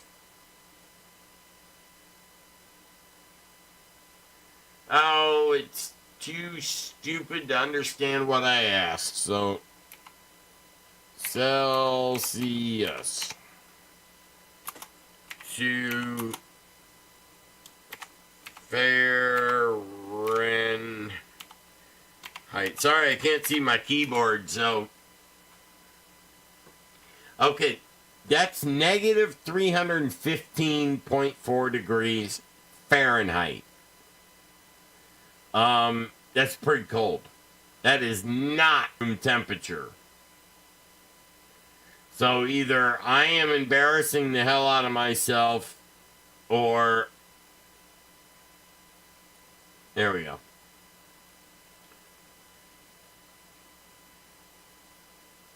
Or somebody wrote a joke on here and got away with it. All right. We are going to take a real short break, and then we will be back. And I have to text someone real quick and find out, because if I read that earlier, I was looking forward for the last 2 hours to get to this, because how important it is to have superconductivity. And so I got to and specialty medications. At Benzer Pharmacy, we understand busy. That's why all our locations offer free home delivery, personalized service, refill reminders, and specialty medications, even pet meds. At Benzer Pharmacy, we understand busy. That's why. Thank you. He left the show on and called in and forgot to turn it off, so I apologize if your ears suffered through that. Oh, mine did. That's right. It happens. You got to remember to turn the radio off, because it, just like calling in a FM station or AM station or somewhere else, it creates echoes that no computer or electronic equipment knows how to deal with. I'm pulling hair out of my headphones right now, so... Introduce yourself as Odin is here. Well, I got to introduce myself, and Odin's not drunk tonight, so I'm just here. Okay, so we're talking to Daryl. Yeah, it's just old Daryl today. I'm sorry. Allow me to introduce my producer, Daryl Neely. He is the founder and chairperson of Global Enlightenment Radio Network, that gives all of us hosts a place to speak freely, speak the truth, and have no consequences for as long as we speak the truth.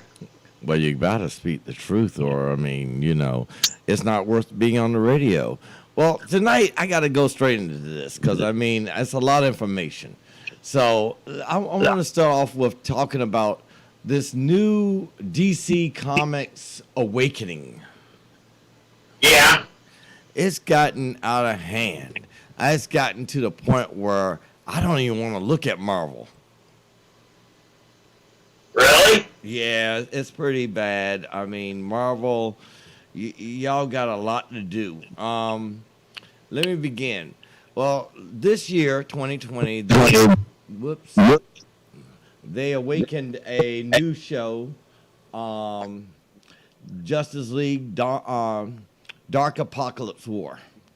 Now, if anybody has started looking at the past movies, you had Justice League versus the Fatal Five. Then you had the Reign of Superman. Then you had Aquaman, the movie that came out, if you remember. Then you had more things like Lego Aquaman, Rage of Atlantis. The Death of Superman. You remember that one. Everybody remembers Superman taking a spear through him. And then you had the Death and Return of Superman. I'm telling you, if you have not been keeping up with DC Comics, you've been missing a lot. I mean, the graphics are great. The storylines are incredible. And they're almost identical to the way the comic books set it up. So it's about time they got true to their history. Well, it's the only place that you can get truth to history. Because, I'm sorry, your Avengers, Infinity Wars, and all that, it sucked. I'm sorry. Did I get loud? Yeah, it sucked. It was just terrible. I gotta admit that I wasn't really into it for apparent reasons because I have the comic books, as you already know. And But you're a comic book expert. man, thousands. Let me explain this real quick so people understand. When I was on vacation up in DC, Daryl here showed me something that I didn't even know existed. Okay, he has. There had to have been 10,000 books inside this bag that weighed like 150 pounds. And he showed me some of the rarest, most beautiful comic books you have ever seen. The origins of all these stars today, he has or knows how, when, and where every Marvel superhero, every DC comic superhero, he knows their history. He knows how they grew up. He knows how they got there. Anything that it was a piece of information on any one of these people or alien or whomever they are, Daryl knows. Well, they're my friends. I mean, I grew up with them. I used to go to comic book conventions before they became Comic Cons. I used to trade comic books and the cards, and I even traded for X-Men #1 I had 2 Journey to Mystery comic books, the first appearance of my little boy Thor. I traded one of them for an X-Men #1 perfect mint condition. But let me get back. Then you got Marvel, which has literally, I mean, they screwed up the Infinity Story. I mean, I can't say Marvel. Disney screwed it up. Right. It wasn't accurate whatsoever according to the comic book because the Infinity Series war included DC Comics. And you couldn't have produced the Infinity War, a war against Thanos, without DC. I mean, Superman got his head smacked. Lobo came in. He was a badass from another dimension. And, Silver Surfer and Galactus was in the battle. Everybody was in the battle.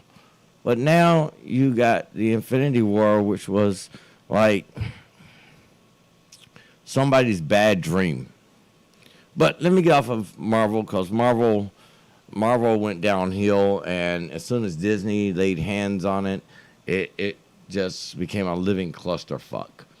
You got Justice League Dawn on Dark Apocalypse War, okay?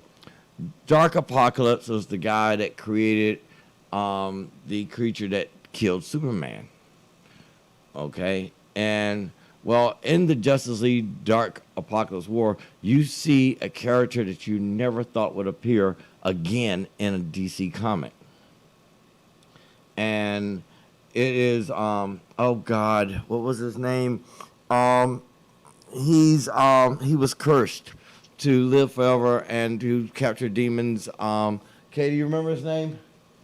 Oh God, I know she wouldn't remember it. What you're talking about? Oh God, I'll remember his name soon. The thing about it is, the battle was incredible. I mean, the scenery, the storyline was beyond belief. I enjoyed this movie. I mean, you had the Justice League in the movie. You had the Teen Titans. You had members of the Suicide Squad.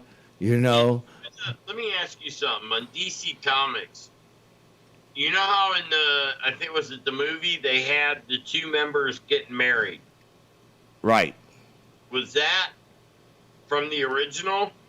That was later. That was in the 2000 series, 2005, I think it was. Okay, but hold on. You had Lois Lane marry Superman, and that was afterwards. That was like 2007, the original marriage. You got, oh, yes, John Constantine. That's his name. See, I knew that. I love that movie. Oh, my God. My boy Constantine in that movie. Boy, once you see it, you won't believe it. And the trick of that movie is that in my world and in my religious research, that's exactly how it happens in real world. That is true. The water is the median, and certain people have the power where there's more than one Constantine in real life. There's more than one. Well, this Constantine, bro, used his powers. I'm sorry. Constantine could have beat Apocalypse by himself. I mean, he's magic. He can't die. Right. He destroyed the genetic hybrids, the parademons, with ease, with his just pure magic. Batman becomes a slave of Apocalypse, and he has this Mobius chair, that he hovers around on. And let's see, then you had Cyborg, who is linked into the dark world that Apocalypse. See, that's kind of funny, the name Apocalypse.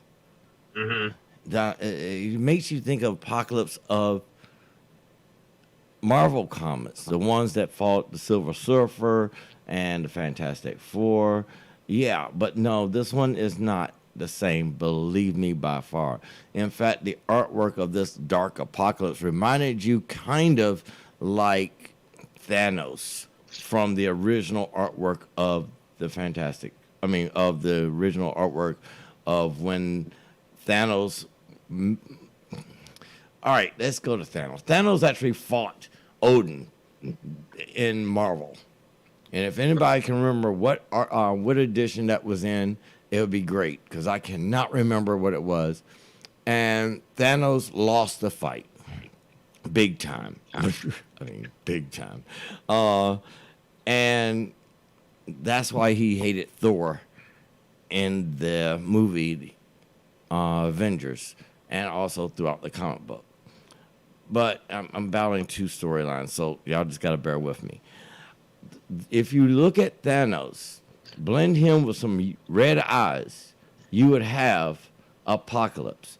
And if anybody out there who is a great historian of Marvel, and you talk about the Infinity Gauntlet, if someone ever asks you who was the first to hold the gauntlet with all the soul stones or all the stones combined, it would be Odin.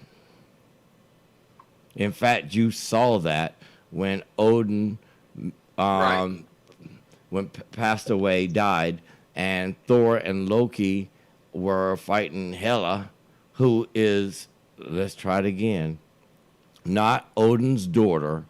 Hela was Loki's daughter. Real way of putting it.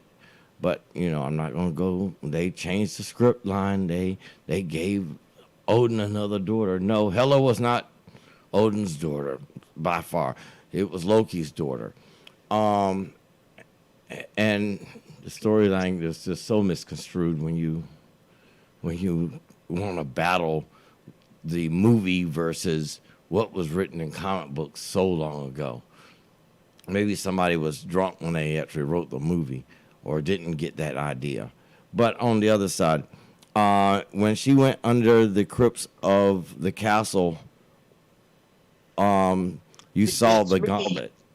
When she walks out of her prison, she looks identical to Loki in the movie, even though they called her Odin's daughter. I was so pissed. I mean, it was a good movie. They just flipped that character right and left, up and down. And I mean, yeah, Hela is a beast of battle. She would smack the crap out of almost anybody in Marvel, except for Dark Phoenix, except for she might beat Thanos. Yeah, she might beat Thanos. I mean, as long as she was on Asgard, she could beat Thanos. Yeah, she could beat Thanos with ease, even with the gauntlet. What's the difference with their powers when they're at Asgard versus when they're like on Earth or another planet? Well, for Thor, there's no difference. He's pure God. Odin, pure God. Well, yeah, that part I get. Loki is not a god. Loki was an ice giant son, a little wimpy little creature that came out. He put his way. He was genetically defective. Is that a nice way of putting it? Genetically defective. He wasn't. He was the runt. And Odin decided to just take him in and make him his own kind of thing. Outside of that, you have Hela, who is Loki's daughter, and she actually encompassed the power of Odin, which when Odin left, well, when Odin takes his Odin sleep, it's to see future events and also to regain his power over life and death. Okay. So, I mean, there's a lot to Odin. There's a lot to him that people do not understand. His powers are broader than mentioned in the comics, and, well, in the comics they are mentioned, but in the movies you never get to hear that he has the power over life and death. He can grant life, but if he does, he's taken away from himself. And that's why he must go into the Odin sleep to rejuvenate. It's almost like going into an incubation chamber. Then on the other side, you have, and his powers are not from Asgard. His powers are from infinity. I thought that Odin was the power of Asgard. He is the power source of Asgard. His power is not from Asgard. Neither is Thor's. Now, Odin is the god himself, and Thor is his son. That's the only great thing you can say. It's his son. In actuality, Thor is the son of Odin and Gaia. So he's a blend of two gods. That's why he controls weather. He can summon it from any point, be it on any plane or any field of battle. He can bring lightning into water. He could bring thunder anywhere. That's his claim to power. Then you have Loki, which is nothing but a trickster that he learned magic from his stepmother, Freya, who was a witch. So without Freya, there would be no Loki. Okay. And then on the other side, Loki is the child of an ice giant whose name no one really knew. Later it came out, Laffy, but I mean, that's straight out the comic books, not the movies. So you have to understand there's a point of basis where you got to read. I profess this so much to the audience, even on my show, on every show that I've been on this network. I will tell you all, you have to read. If you don't read, you're not going to get the accurate story. It's just like, I was in a chat the other day on Skype. And I mean, the chats that I'm in, there's like 100, 200 people in there. I mean, there's conversations, especially at night. And a lot of these are people that either have a show, own a network. These are high-level people in this chat room. Yeah. And there's this one gentleman, and I honestly, I should just read directly from the chat because it kind of pissed me off. This gentleman, whose name I may just go ahead and say, let me go back. It just upset me because I didn't think people were so, I don't want to use the word ignorant or ridiculous or stupid or whatever name I want to call him today. Zealand, Sylen. Yes, I'm talking about you. We had this conversation yesterday, and I said, I don't believe 95% of 90% of the bullshit of the videos on YouTube. I say it's 90% of them are fake. 95%. Yeah, I mean, you're just riding with the flow. You're gathering the evidence that you want to find, but you're not gaining accurate evidence. You're gaining somebody's impression, somebody's opinion. And I always say opinions are just like assholes. So everybody, you know something? If you got an asshole, you can give me an opinion, but you never give me the facts, will you? Well, this gentleman decided to tell me that, all right, let me just start with it. Okay. His blanket statement. Hey. All right, you ready? Drink. I'll be right back while you're reading it. Okay. This is something that just upset me beyond mental abuse. Okay. How can you blanket smear YouTube? Okay.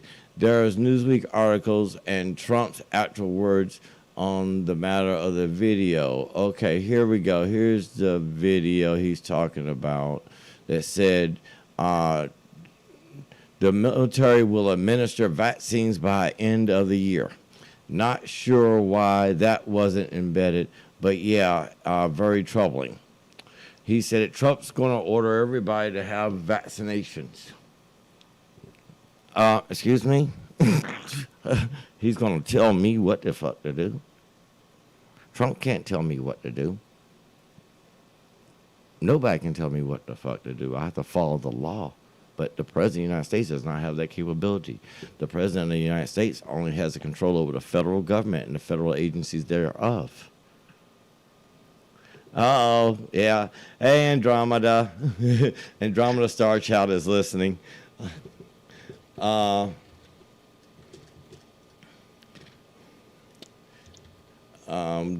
Now you're this show is WWTR. Oh, whoa. Okay. I'm sorry, everybody.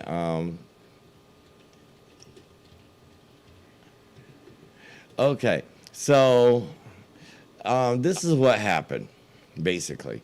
He's going to tell us that the federal government has control over everything. And I'm like, boy, you really don't know your history of anything. My statement was, and this is a blanket.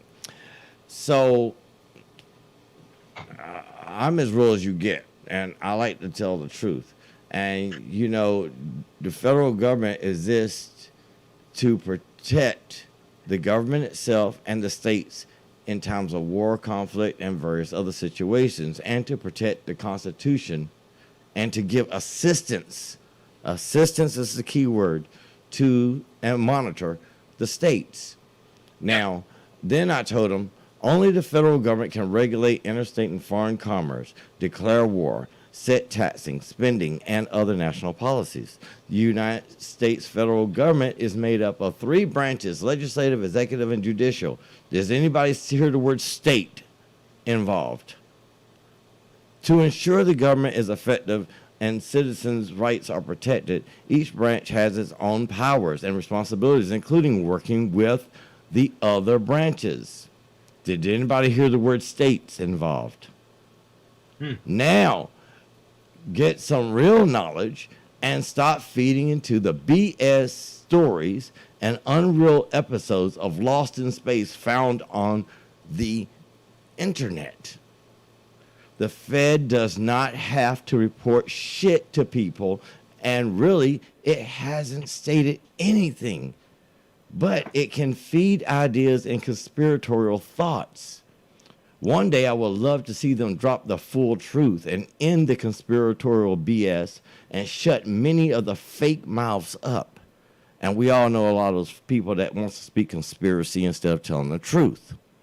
But an event like that will never happen because we need mental occupation and stuff to talk about, because information like that keeps communication open for all, which gives us our freedom of speech. And also, I stated, I wonder how many people will retract their stories the day full open disclosure happens. Oh my God. Could you just imagine? Yeah, I would guess there would be 2 million retractions posted 5 minutes after that speech was done. Oh, I'm sorry, Mr. President. Or sorry, people, that I discovered that, the coronavirus was not created here in the United States. Well, okay, now. COVID-19 was created in China. The money was given by Obama. It was an American scientific team that made it, but it was not made in the U.S. It was made outside of and that's how they got away and got around how the laws are written, by having a military team develop this as a biological weapon, and they were supposed to develop an antidote with it. And seeing how China has all our secrets to stealth and everything else, they were doing it over in a lab in China with Chinese scientists. It got out into the public, and which I'm not sure if that was on purpose or an accident, but hence the beginning of the Corona-19. Sorry, I didn't mean to interrupt. Yeah, but and don't forget, the money was paid for during the Obama administration for this. People, so stop blaming Trump and the federal government for everything. Blame your states. Blame your governors, your mayors, your councilmen, or whoever the hell your little state has. Hell, I blame this mayor here just as much as I blame your mayor, governor, or whoever, lieutenant governor, whatever. The bottom line is the federal government is just an oversight committee. Yep. And it does not make your state laws. Nope. So basically, if you believe it does and you keep listening to people, like the article that was on Facebook that says that, hold on, I'm going to repeat it to you, everybody, this little fake news piece of shit, that Trump said that the United States military will administer vaccines by end of year. Not sure why that wasn't embedded, but yeah, that's troubling. Excuse me, the president can say what the fuck he wants to say openly on air, just like I can. Wow. But hold on, my question is, how the hell is the United States military going to administer vaccines to citizens when they are not allowed to be active on American soil, only in war? Unless in times of crisis or Emergency Powers Act, and only and it has to be a world-ending event. We have a whole branch that's not part of the military. It's called National Guard.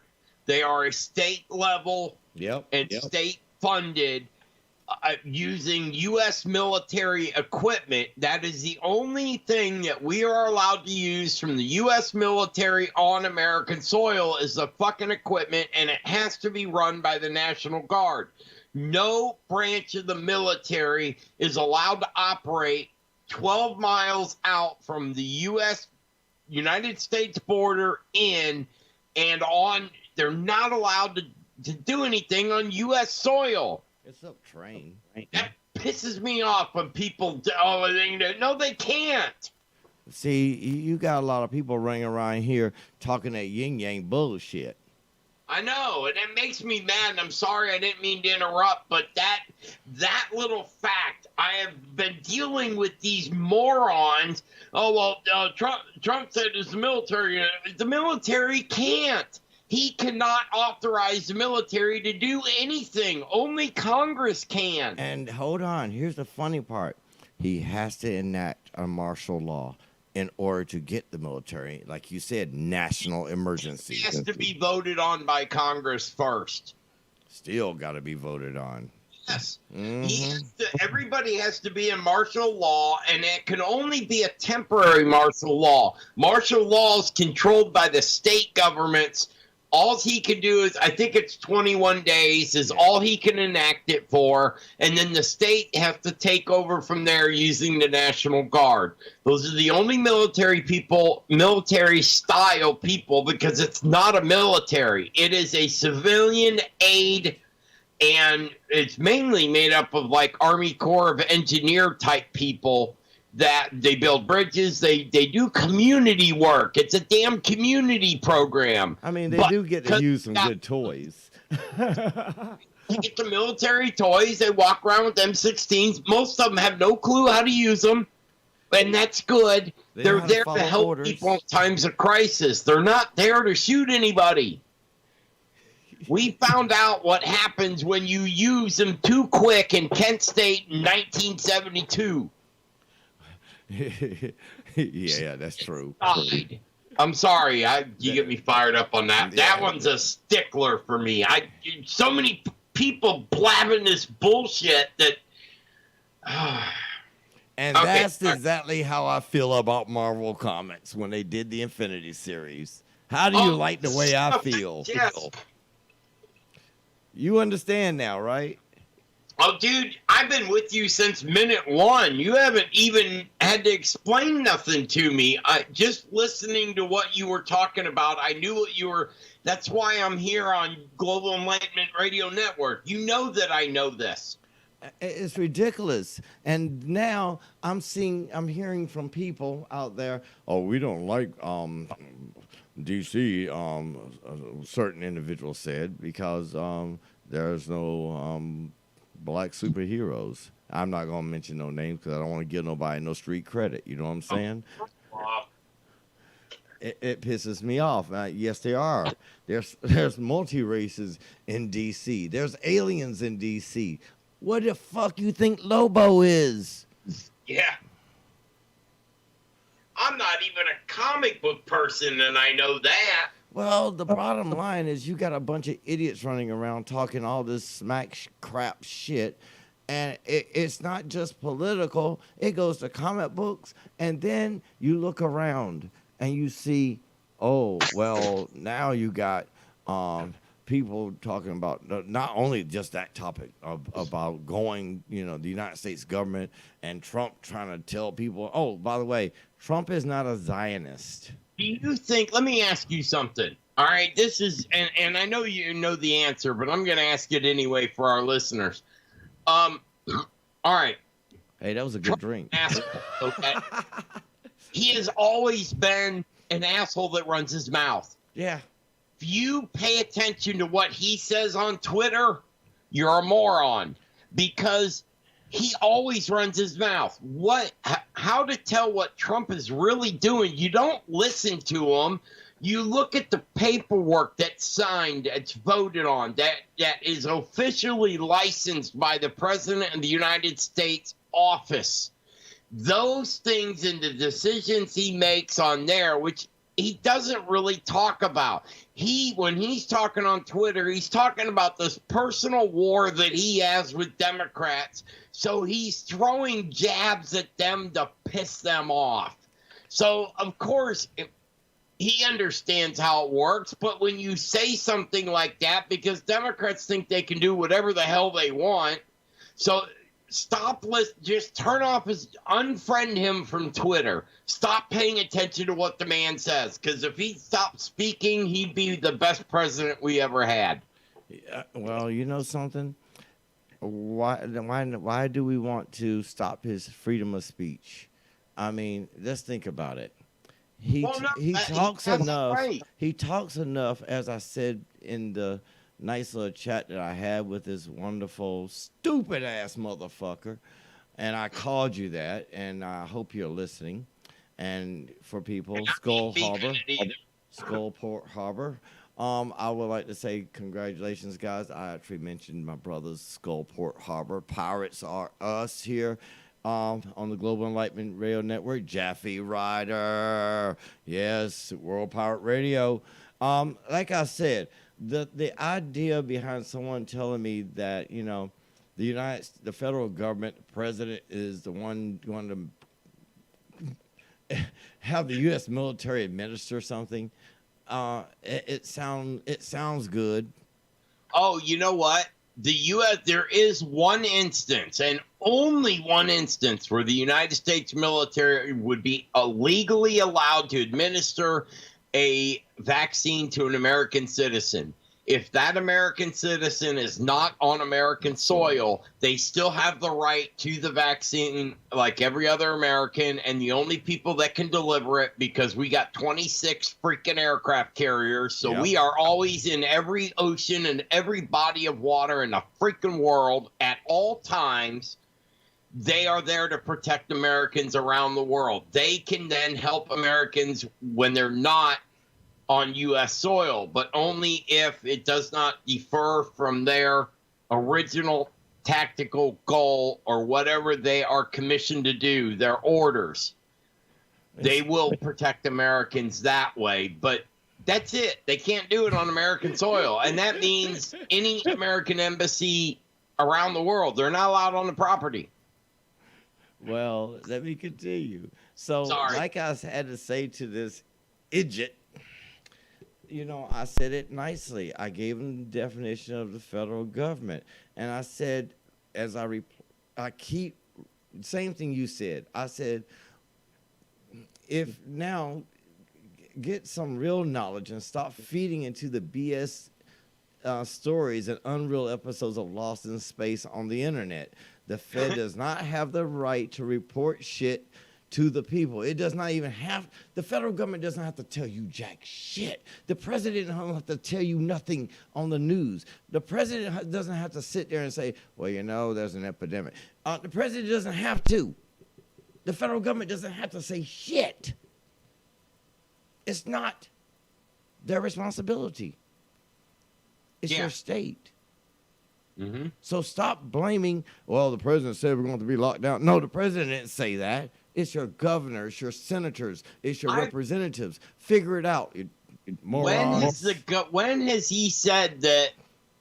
He has never directly said anything about lockdown. He has always added that. Always, every time I've heard him speak in an official capacity, he has always added that it's up to your state governor, but he could recommend to the governors that, hey, a lot of other governors are doing this. Don't you want to do this? But he cannot tell them they have to. He can't tell them anything. He doesn't want to. He doesn't want to enforce. He wants people to think for themselves, the states to run themselves. All the federal government is supposed to do is... Only thing the federal government is supposed to do is oversight. Yep. I mean, how hard is that to understand? I mean, now, Texas opened up, and damn, look at the new cases. It spiked. Well, that's because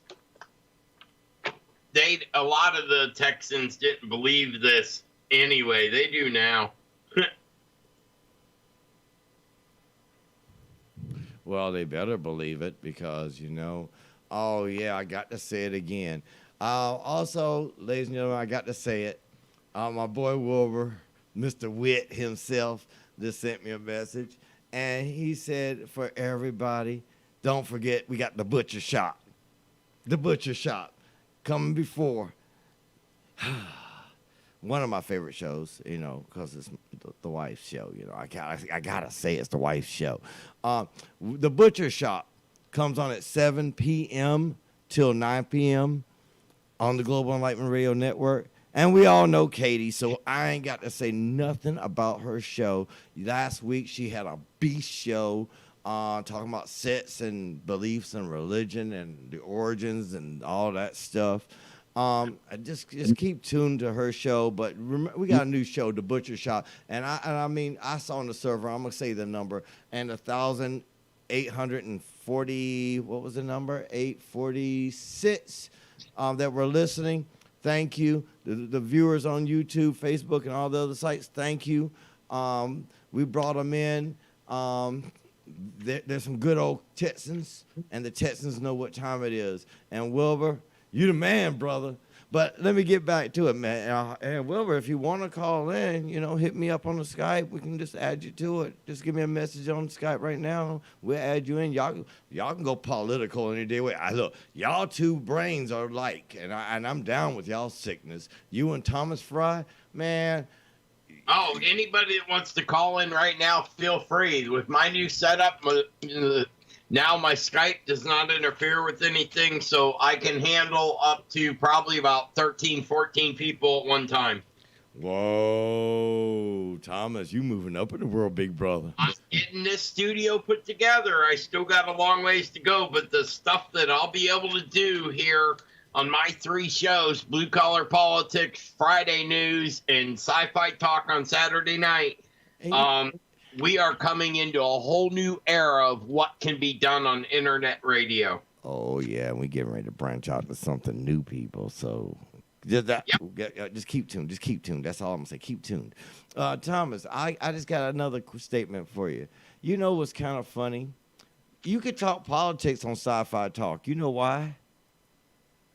Well, political science. Yeah, I know. Yeah, but more so, you got to realize that all this crap, it ain't nothing more than basically sci-fi BS. I mean, if you know the basics of politics, you're good, and you're in a different area. It's almost like a belief system. If you understand politics, you understand the laws, you understand your Constitution, your rights, your liberties, and you can understand the separation of power. You good. That's a belief system right there. But then you get the conspiracy thoughts, the ideologies, the extra beliefs. It's more than just being a socialist or a nationalist or a narcissist. I don't know where y'all get Trump being a narcissist at, but okay. Or a sociopath.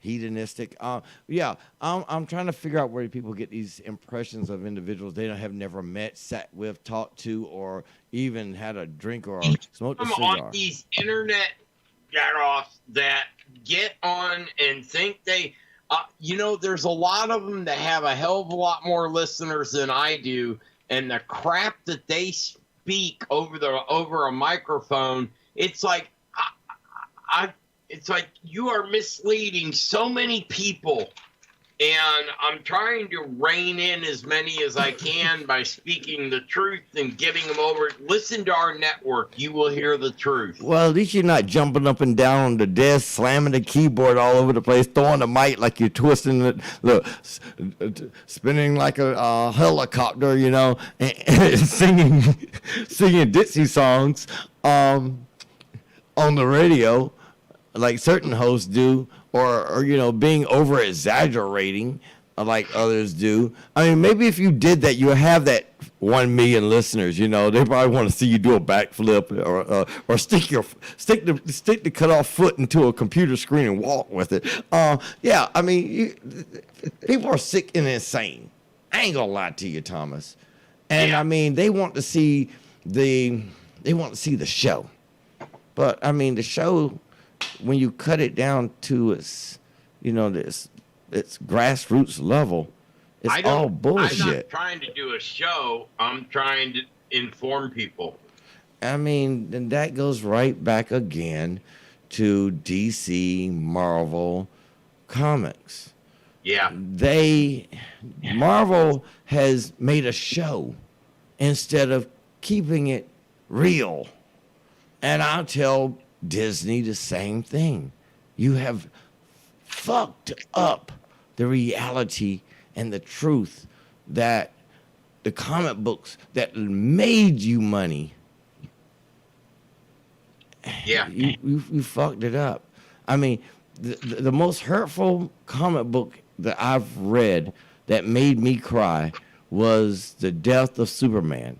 Well, Marvel said, well, now we got to kill off Captain America. Hold on.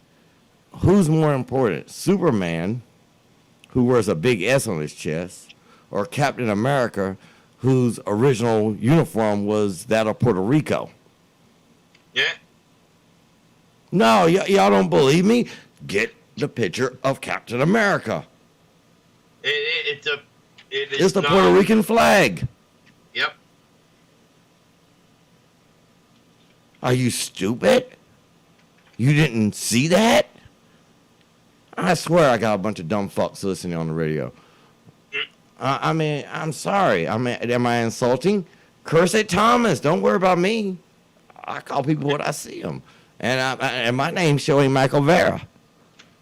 I cut it right down to the bottom line. I don't give a fuck what you say. But we're talking sci-fi, and we're talking the reality. I mean, G.I. Joe was G.I. Joe. We know G.I. Joe. Right? I mean, Go Joe. Now, what if G.I. Joe joined Hydra? Wow. That would be interesting, wouldn't it? Well, that's the way you're looking at your politics today. You're trying to say that this president is now a communist, when you just had a communist socialist son of a bitch, Bernie Sanders, running for the presidency.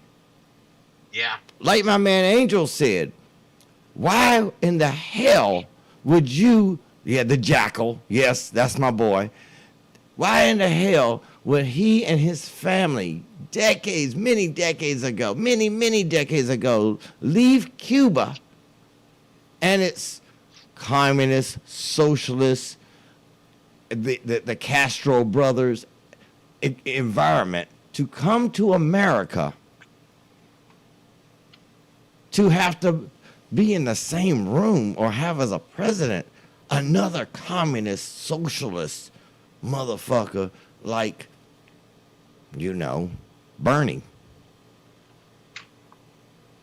Like, Mr. I like to touch you and feel you. Come here, kid. I love you. Biden. Come here. Let me hold you by the shoulder. And you stand right here, little girl. Oh, yeah, you stand. Oh, yeah, can you lift the arm up a little bit? Biden. And I mean, I'm sorry. This is not just sci-fi fantasy. This is sci-fi reality. Man, we have a sci-fi fantasy section where I read what's going on in the science fiction world, and it's a 45-minute segment on this show, and I enjoy doing it, but then we get back to reality, and we only talk about stuff that's real, that you can touch, that has been verified to be this show takes a while to prep for, because there's a lot of stuff I have to verify before I'll say it on the air. Well, hold on. I feel like I got to play something, because, people still don't get the point that, the sci-fi talk that people think they know about or believe in or have some knowledge of. Let me play something. This is your sci-fi fantasy. Here's your fantasy. You believe you're in the United States. You're in the state of Texas, and you have somebody like Maxine James Brown Waters trying to tell you what you should do or need to do. Think about that. Here we go. To the battle to reopen as small businesses are shutting by the millions. Tens of millions of people are out of work. Now, the face of the reopen movement, Shelley Luther, owner of a Dallas hair salon, sent to jail for trying to stay open in defiance of orders to shut down in order to feed her family. And Shelley joins us now. It's great to have you on, Shelley. Tell us, what did you feel when the judge on your case said, you got to apologize, you got to admit disrespect in the court? What did you feel when he said that and when he sentenced you to jail? I kind of felt it coming, and the way he was acting the entire time, it didn't shock me, actually. So I was already ready. Is your case over? Is there still an ongoing lawsuit by the city of Dallas against you? Oh, yes. It's in the Supreme Court right now, and it's being battled. I could still go back and serve the 5 days that are left. It's possible. Ooh, 5 Okay, days. so you were on the TV show The View this week, right? And co-host Sunny Hostin asked you, quote, I would assume you're worried about your staff and your customers getting sick since there's now an uptick because of people not following the rules like yourself. You know, so it sounded like she was trying to blame people, you know, small business people who want to reopen for causing more cases of COVID. What was your reaction to that? I mean, I'm not sure what I said to her, but obviously we care about everyone. And it's much more sanitary in my salon than a lot of other places that have been essential the whole time. But we're taking the proper precautions and making sure we're staying as safe as possible. But every business is essential. And so if one business is open, we all should be. So you were just basically saying to the judge, look, I got to feed my family, and I've got workers who have families too.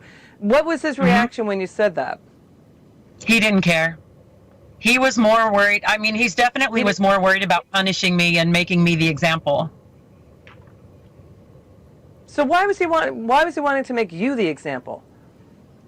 I think because he gave me a temporary restraining order and I didn't follow it. And so it kind of ruffled his feathers. Okay, so what do you say to people who think, you know, we can't reopen because doing so will create more infections and people will die? What's your reaction to that when you hear that? Well, there's lots of essential workers that have been working the entire time who have not gotten sick.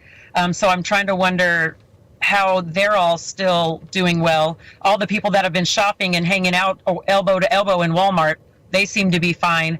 But in our salon, we're taking way more precautions than that. So if you want to come in the salon, you're welcome. If you don't want to, you're welcome to stay home too. It doesn't matter to me. You know, Democrat Maxine Waters even had something to say about all this. Congresswoman Maxine Waters said, quote, protesters should be ashamed when they're out there trying to get the economy reopened. And she said in this actual quote, we don't want businesses open back up.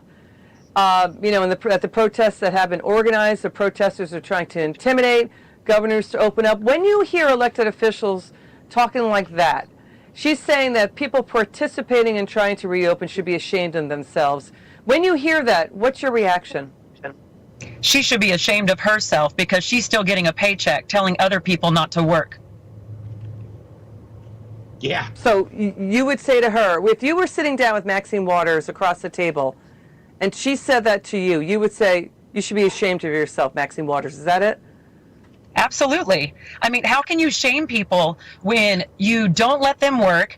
You're not giving them any government assistance. What are we supposed to do? All right, Shelley Luther, thanks for coming on. Really appreciate it. It's great to have you on. Well. Now, does that tell you a little something about our world? Well, the part that gets me is the judge is making an example of her while he's collecting a paycheck and she can't feed. She's fighting to feed her family. Well, she's a business owner. I'm one. You're one. That judge is too. He's a freaking lawyer. Every judge in this country is a lawyer, owns his own business. That's right. So he's a private business owner too. But there's no reason to have court while COVID's going on. You don't need to have people go in there. They can wait. Hell, you're waiting 6 months or a year to go to court any other reason. So why are we putting people in court and you're forcing them into a closed environment with all the security, and you're taking more of a risk by putting someone in a courtroom than you are putting them in a barber shop? My God, you asked the important question. That's what we do here. That's my job.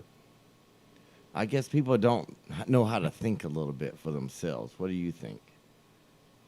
No, they don't. But fortunately, here at Sci Fi Talk and at Blue Collar Politics, where this is a hot subject, in the Blue Collar Politics group room on Facebook, Blue Collar Politics group, it's awesome because everybody I talk to agrees with me and or doesn't agree with me.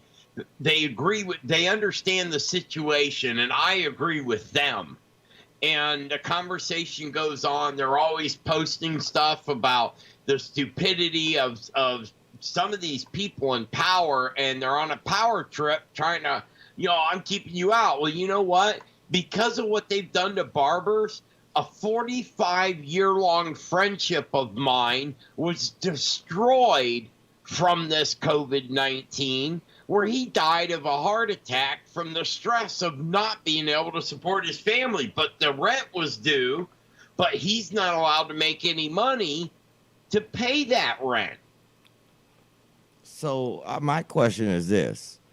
Since all these people they really don't have to pay these bills at this point in time because there are no jobs out there, number one. Number two, right, because the landlords are not being nice. The landlords are not being nice whatsoever because they need the money. Everybody needs some money. And here we are in the United States. We got the federal government giving us welfare. Well, don't get me wrong. It helps. I spent it. Jeez, I'm going to tell you something. Some of us can't get it. Yeah. And it's a shame. And that hurts because, number one, if a person is married to a person that does not have U.S. citizenship, you ain't getting it. Yeah, that's wrong. So the bottom line in the end is there are things that are going on that needs to get cleared up. We don't need, listen, if everybody accepted the president's first proposal the way it was, it would have been beautiful. Corporate America wouldn't have gotten it. Maxine Waters wouldn't have gotten her extra, $2,000 some because of her kids and, and all that shit. Right. All these congressmen wouldn't have gotten the extra little check deposit into their account. Little check. Because, that's the price of a pair of shoes if you go to a shoe store for them. Or some good cigars. Or, in my case, shit, I go get some good liquor. I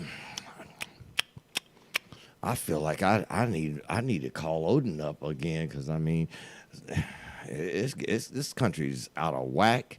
And maybe me and the president should, get the hammer out. I'll give him access to the hammer, and he can lay the smack of down on a couple of senators and especially representatives. Yeah. Oh, shoot. He's coming out again. Yeah. But, the bottom line is I don't see this as helpful for our country. And that's why I say this is sci-fi. This is the science fiction part of the show. You can take political situations and the environment that you live in and make it, what? Science fiction? Yeah, you got a virus that's eating away through the American public. We got industry that needs to open up so people can live and eat and be at peace of mind. The way it's going to end up, more people going to need psychiatrists and shrinks and other psychotherapists and people that do mentorship and all that other stuff. They going to need them more than they need their job. You're going to have more people on Social Security disability than the government of the world can handle. And no, you cannot get Social Security disability outside of the United States. So somebody that I know that lied, you know who you are. You can't get it, but you can receive it. Only if you have an American bank. Lives in England and collects American disability, but he was applying for it before he left. Right. So the application was before he left, and he did not denounce his he still pays American taxes, and he can't work. So disability works. Disability works on how much you've paid in to on your, because disability is when you get hurt from a job. Now, if you've been working in a place for 20 years and you paid 20 years worth of Social Security, you damn well better believe you can get disability no matter where you are, because you worked for it and you started it before you left the country. But not no 33-year-old man. Huh? Not no 33-year-old man. No, well, he ain't paid in long enough. Crap. He's only, got 10 years of work? I mean, that ain't enough money paid in to get it. No, and to be in another country and think he's going to get Social Security disability, and hold on, he's applied for citizenship in another country. Oh, he's done right there. They won't even talk. They won't even entertain the thought. They'd probably laugh about it if he didn't, but that's not something that it's easily accomplished. It's not hell. I mean, it is. You better have damn good attorneys. You better have paid in everything. You better not have ever done anything wrong on your taxes or got a bad ticket or anything, because they'll ruin your day in 2 seconds. It's, man, you are really pushing the limits of that, what that's there for. Yep. And plus, you're not in the United States. Yeah, that's it. You'll have to come back during every court hearing, and you'll have to see an American doctor. So you'll be coming, if you are, which is kind of stupid, because if you can afford to fly back and forth that often, you don't need disability. No, you do not. So it's a catch-22, and you're not going to win. That's right. So, I mean, those are little hints I'm dropping out to the public, Anthony. Boy, you driving down the wrong boat. I can't wait till Odin awakens. This conversation, Daryl, is I will put on the bluecollarpolitics.org website the qualifications of what you have to do to qualify for to receive disability, because I've been through it. I've been through that 6-year battle. Oh my God. And the check is good when it comes. And I lost as an American citizen, but I paid more taxes than most people. I own my own business, but because I'm self-employed, they don't give a shit. They're like, well, those records could be faked. And they called me a liar in the courtroom. So, and that was after 6 years of waiting just to get into the courtroom, because it's not a judge that makes the decision. It's a bunch of people that make a shitload of money. They have their state-paid doctor, their state-paid, and they make judgment calls off what they see on a piece of paper. So they don't know what you're really going through or care. No, they don't care. The system needs revamped because it's not fair. I couldn't get it. I have a bad spine. It was damn near broken in half, and it wasn't good enough for them, for me to get it. So I couldn't get it. So I had to find other means, and that's why I've started CK Custom. Because you can't live off, even with disability, it's extremely difficult to live off the amount of money they give you. I mean, there's a lot of different things out there you can do, and that's what they're going to say. You can go back to school and restudy and relearn something new that where you don't have to do. Get a job at McDonald's. Yeah. I mean, there are lots of things. I mean, there are lots of people that are in the construction industry that are on disability, and they tell them they're applying for disability because they got injured on the job. Well, hold on, you can't walk and you can't feel your left arm, so you got injuries there. Okay, but you can go back to school and learn to be a typist. Yeah. I'm sorry. That's with a bad arm, you can't. Well, hold on. You got one hand, right? You could 10 key. Go get a job at McDonald's, right? Right. So I mean, good with that too. I mean, then you go from making say $30-40 an hour to probably $10 an hour. I mean, come on. That don't work. So I mean, you have to readjust, you have to reevaluate your life, you have to redo everything. I'm sorry. That's all part of the sci-fi fantasy of life, isn't it? Yeah. I mean, geez, even in those adventure sci fiction movies you see people, they get injured, but they got to rebuild themselves, like the $6 Million Man, You got to get the bionic leg, the bionic eye, the hearing, and all this stuff. You got to upgrade is the word. Right. That's sci-fi, man. I mean, it may be reality to you, but for others, it's part of the science fiction world. Everything in life is like a cinema.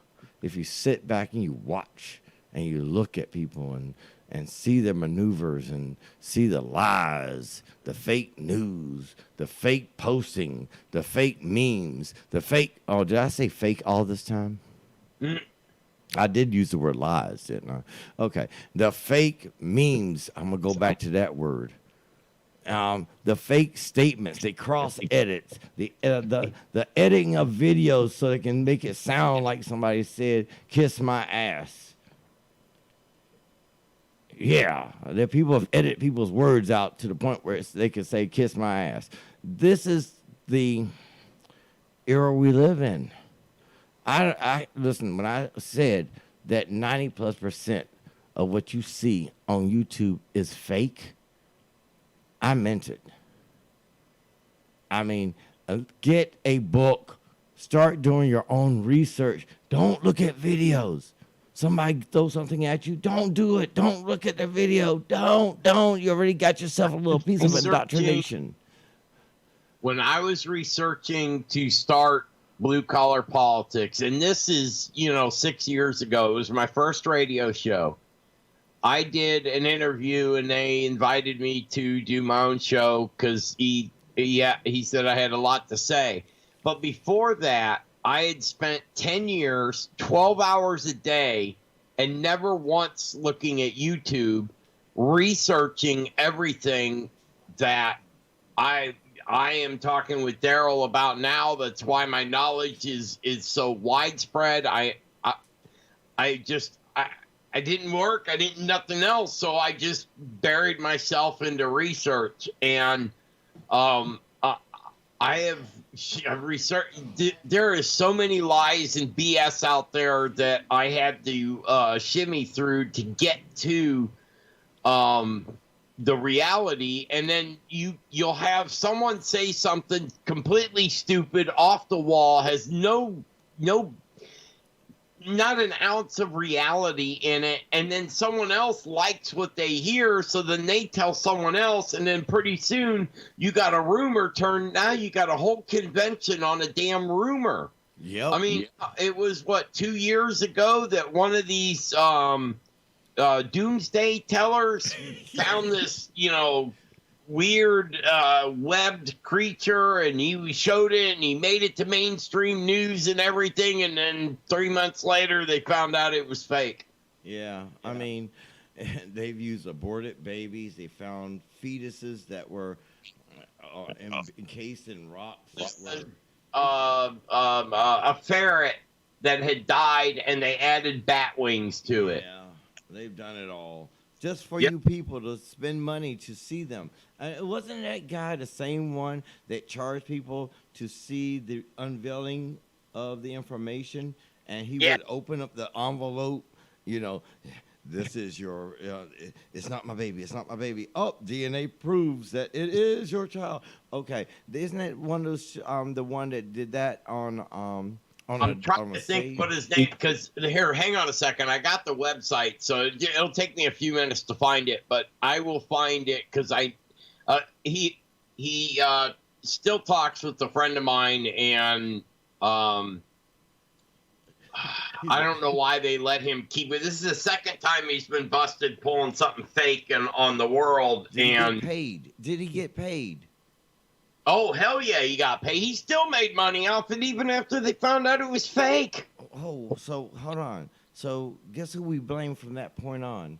You uneducated motherfuckers out there that don't sit there and read a goddamn book. Yeah, reading is important. I mean, hell, I got 2 kids, and the only thing I can tell them, well, 2 little ones, even my older one, I tell them all. Hell, my daughter, she knows, you got to read. Oh, yes. See, people don't know a lot about me. Oh, man, I had a long conversation with the angel, Mr. Jackal himself last night. Man, we were on there for like 6.5, damn near 7 hours talking. I mean, man, I was wiped out this morning because I mean, when Thomas called me, it was almost 12 o'clock. I went to bed around 6:40, 7 o'clock in the morning. I was up, man. And I'm going to tell people, there's a lot of educated hosts out there. And that's why I will always promote PSN Radio Network, the Jackal. Look him up. Get some knowledge, because he's, you know something? Jackal, you're coming over here too, man. I am going to broadcast your show because, you know something? I need truth. I need reality. I need Truth Talk Radio, and I'm going to piss people off.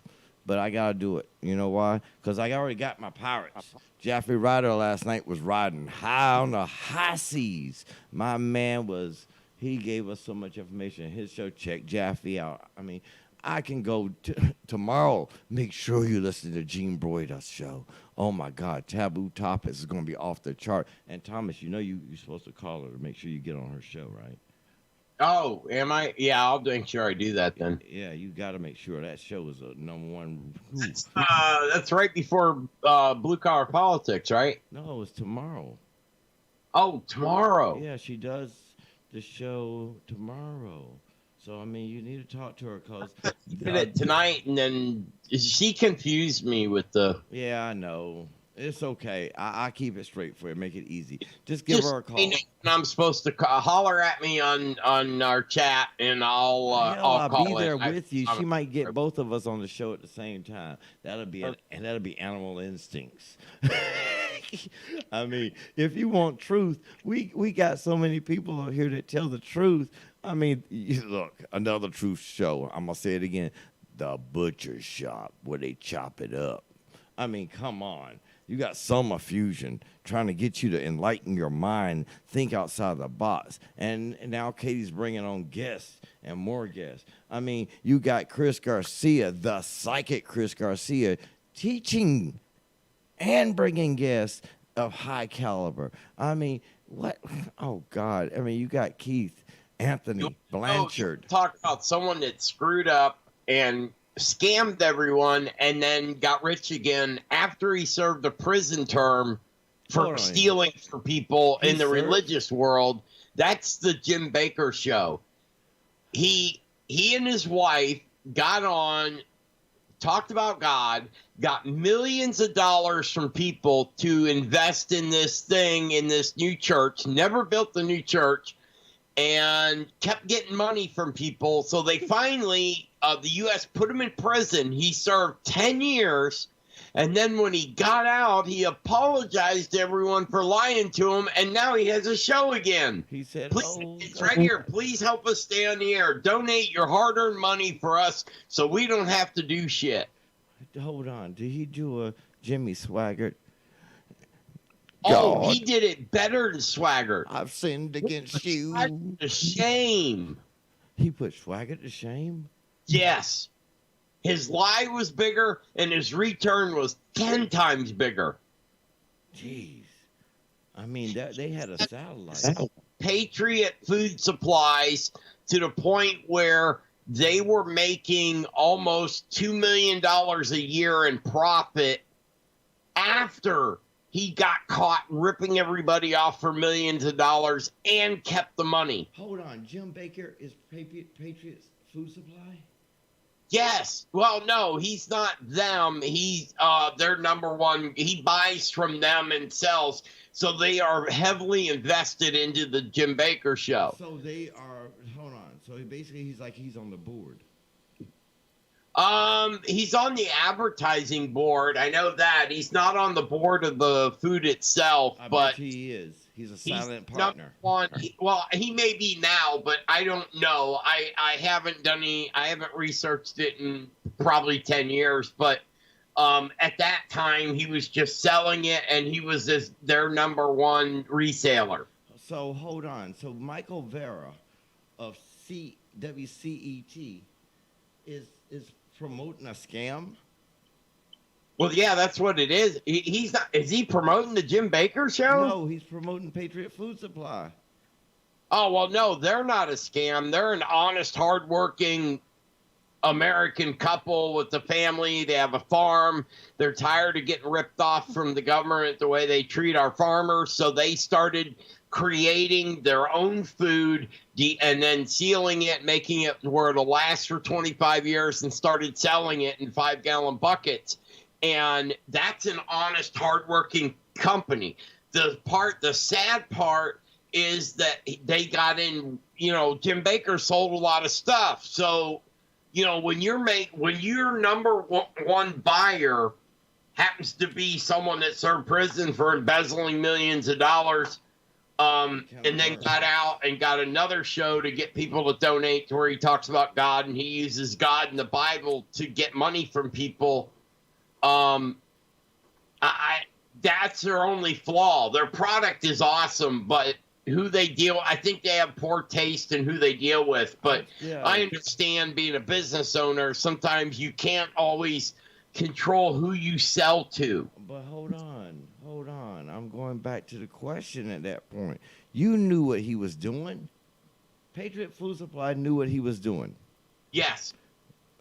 So they just like they said, if you knew I ran a business that was a fraud, and you support my business, and you support my actions, and you put me on your advertising, but you already knew I was a fucking fraud. Selling filters, face things, right. Replacement. Oh my God, he's already. You are running the same game. Coronavirus thing. Right. So your hands are just as tied into my business as I'm tied to you. So they knew what he was doing. Bottom line. Like he's not selling food anymore. I'm looking on the website now, and I'm not seeing the food on there no more. So maybe they got tired of him and stopped selling to him. They try to clear their name of him. Probably. I mean, this is being honest. In farms now, they're selling the food to him to sell to. That's who's on there now. And whether or not he owns it, I just found out tonight. So I will research it, and I will have what's going on, because you're coming to our studios next week. So we will continue this discussion next week, and I will have answers instead of just because I'm dumbfounded looking. I was looking for another name because I can't remember his name. And I know he's associated with Jim Baker and Steve Quayle and all of them, but I can't remember his name. But I'm still going back to your Patriot Food Supply. I mean, as everybody else will say straight up, you knew what Jim Baker was doing. Everybody knew what Jim Baker was up to. He knew what he was doing. Yeah, there was no secret. And he even said that. He was even, okay, here's the food. All right, hold on. Oh my God. Please don't be still selling him shit. Yes, probably. No. Okay. It's all Agason Farms. So Agason I gotta look up and see who is Agason Farms, and I will figure out who that is. And get back to Patriot Food Supplies in the end. I bet you will. And the funny part is, when I first started to look up the name of who that is, it went right back to the Jim Baker's website. So, and Jim Baker's probably a silent partner, because if he sold that much, he was made silent partner of Patriot Foods. I'm sorry. Somebody developed a spinoff so they could clear up the name of Patriot, right, and he could still sell stuff. And the money still comes in through, how you create a subsidiary. But you make the subsidiary, your primary, and it changes the look of your company. Yeah, corporations do it all the time, people. This is not sci-fi fantasy. No, I know, I'm listening, but I'm also trying to come up with who that is, and it just jumped on me. And I hate it when you go to click on something and it automatically jumps somewhere else. So I think the about portion to where you can look up who that is, you can't do it because it keeps jumping somewhere else. It's a shame. If there's no website on it, it goes to this page does not work. That was a good one. He must be prepping foods on his own, and he got rid of Patriot. That way he didn't have to pay for it. He could make more money. If somebody look up, is Patriot Food Supply part of Jim Baker? No, I know, but it's not. God, I hope not.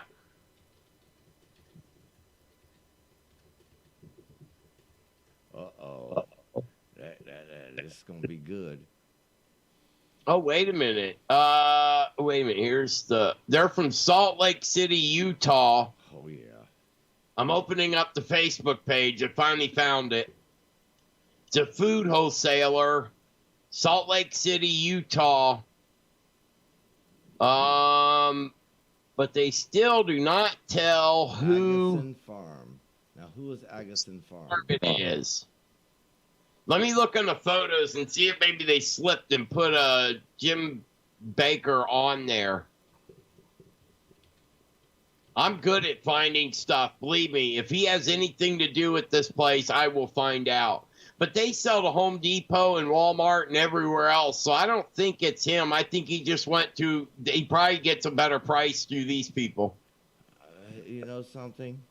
If you look at what is my page? I'm trying to find somebody. Do the research out there, y'all listening.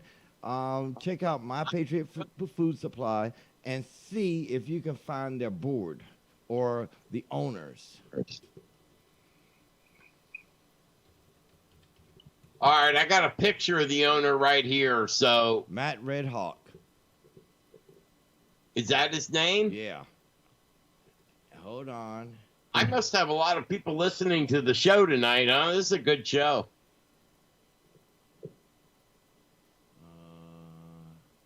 He's got an interview with Jim Baker. He's done that live. I need to get a hold of these people and see if I can get them on the show. Yeah, and I mean, the question I got is, what position does Jim Baker hold in his company? I'm sorry. You know, and I know, our partners. Yes. Let's look at our partners. That might give me, let me see. No, this is what I'm looking for, is the actual the website to the actual farm, and unable to handle this request. They are hiding who owns it. So their partners are Talk Fusion, Brightwood, CD2 Learning, Network, Dentisto, Tensa Data, Semiconductors, Adelphi, Causecast, LifeMaster. Let's see, come on. Kid, where are you getting... these people own part of this business? That's their partners. Wow. I want to know who is on their board, who is part ownership of this company. And I'm betting you, hold on. I don't think he's that rich to be part of a company. If they have that many Jim Baker partners, was a billionaire nearly. $1 company. Huh? Hold on. Michael Lieberman owns part of... You're talking stockholders then. These are people, these are the entrepreneurs that are part of the Super B Crew white papers. This is their tech and business news. Super B is a business news website that is part of My Patriot. It's one of the partners. But all right, are they partners by owning stock, or are they? You just saying someone's a partner doesn't mean shit. I need to know more. Me too, and that's what I'm trying to. This is Super B are the successful entrepreneurs and game changers of the company, like Bill Solero, CEO of WePay, Dennis Mortensen, CEO and founder of. Hold on. Here, I dropped a link to you.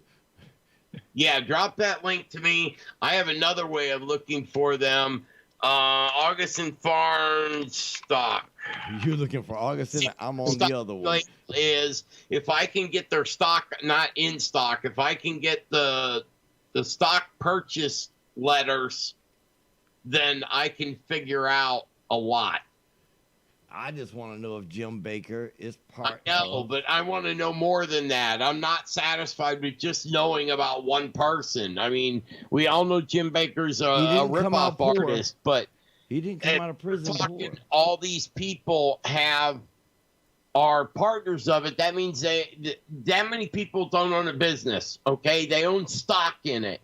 So we need to figure out for Augustin Farms, what is the stock... 3 letters that was issued by NASDAQ, or that's the only way I'm going to find out who truly owns it and who's really on the board. Oh, who owns it is Matt Redhawk, CEO and founder of My Patriot Supply. No, that's My Patriot Supply. I'm trying to figure out who's Augustin Farms now. I'm trying to find out who they are. I just want to know who's the ownership of My Patriot Supply. Is Jim Baker still there? No. Yes, he has to be. I wouldn't give up my position. He would still be selling it on his website then. You don't give up. There you go. You don't give it up.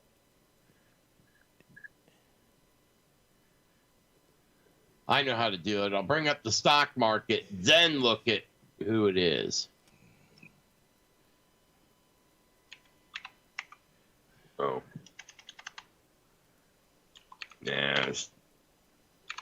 Yeah. All right. They have nothing that will show his name directly. They don't even have it in. They got survival tips. They got to contact us, our story. Are you talking? They're not going to list him on the website. My God, he's a freaking felon. You don't list that on your company information that can be traced back to you. I know. Back to you. So you find out if they are part of Augustin Farms. I'm trying to find out exactly. I'll figure out who they are and what their stock classification is, and then I can piece together who all these owners are. You know what? I need to have a class on how to search people out.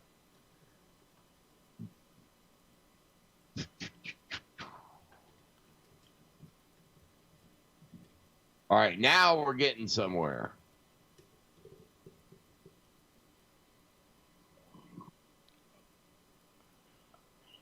Because if Augustin Farms is selling to Home Depot and everyone else, then they damn sure are on the stock market, because Home Depot won't buy from a company unless they own stock in them.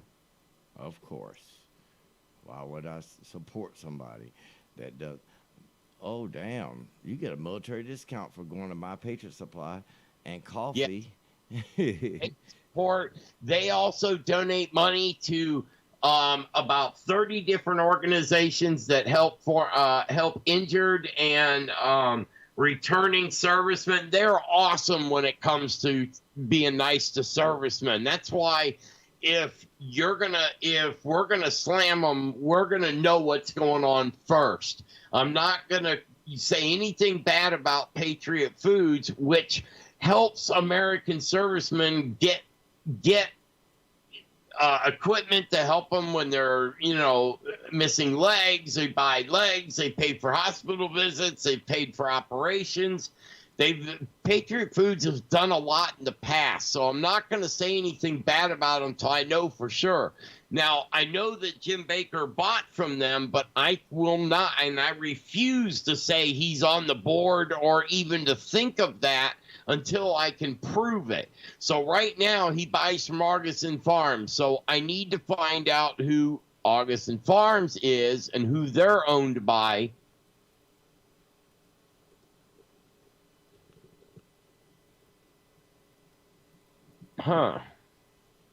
Started by Phil Augustin in 1972 because he was disappointed in the quality and selection of emergency food products.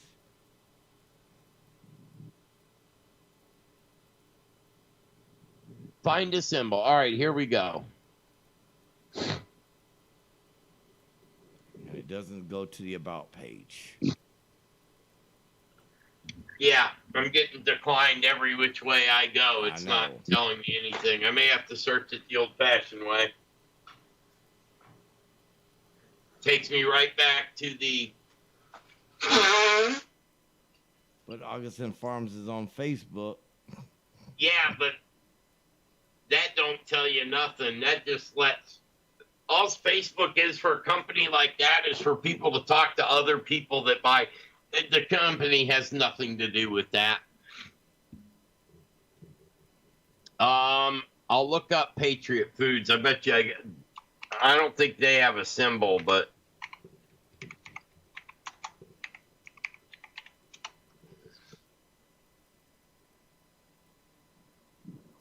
searching.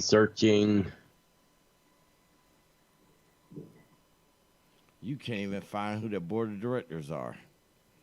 AugustinFarms.com is not unavailable. Required to, my computer company was it was a corporation. You're not required to post that information publicly. So I can find it, but it's going to take some research. I can't do it while I'm on the air. Yeah. There's just no way. No way we can dig into it the way we want to. I need to make phone calls and stuff because you got to get past certain problems that arise that stop you from the search engines. And I need to get because like NASDAQ and all that, they have a boys club that has a separate search engine. And I need to get access to that search engine, and I can, but I can't do it while I'm on the air talking. If I dialed the phone number while I was on the air, he'd never talk to me again. Because you'd be holding forever. Well, it's not that. I got a cell phone number. If I called him while I was on the air without asking him first, oh my God, he'd never talk to me again. These are serious business people. They don't play games. Well, hold on. You get to get a quick roll oats bale for 20 pounds for $29. Hell, I'd rather go buy that than go to stores. Yeah. Oh, their food tastes better than what you could buy in local grocery stores, man. Oh my God. They buy it straight from the farms. They have a chef that creates all those initial dishes, and then the chef creates how it's made in bulk and then how it's dried. So it's not just some guy that's hired to dehydrate something. It is the dehydration process is done by a chef. So it is done perfectly. Their lasagna is $25 a plate quality. I'm trying to figure out why their website does not pop up. Because, Patriot Foods? No, Augustin Farm. I got their Facebook up right here. No, the website. AugustinFarms.com. That's why I'm saying it could be owned by. That's why I'm curious about.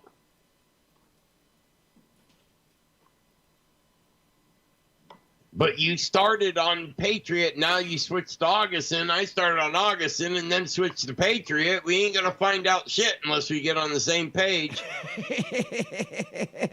That's the fun of investigations, ain't it? This is what we do to find the real news, everyone. This is what we do to narrow down the topics.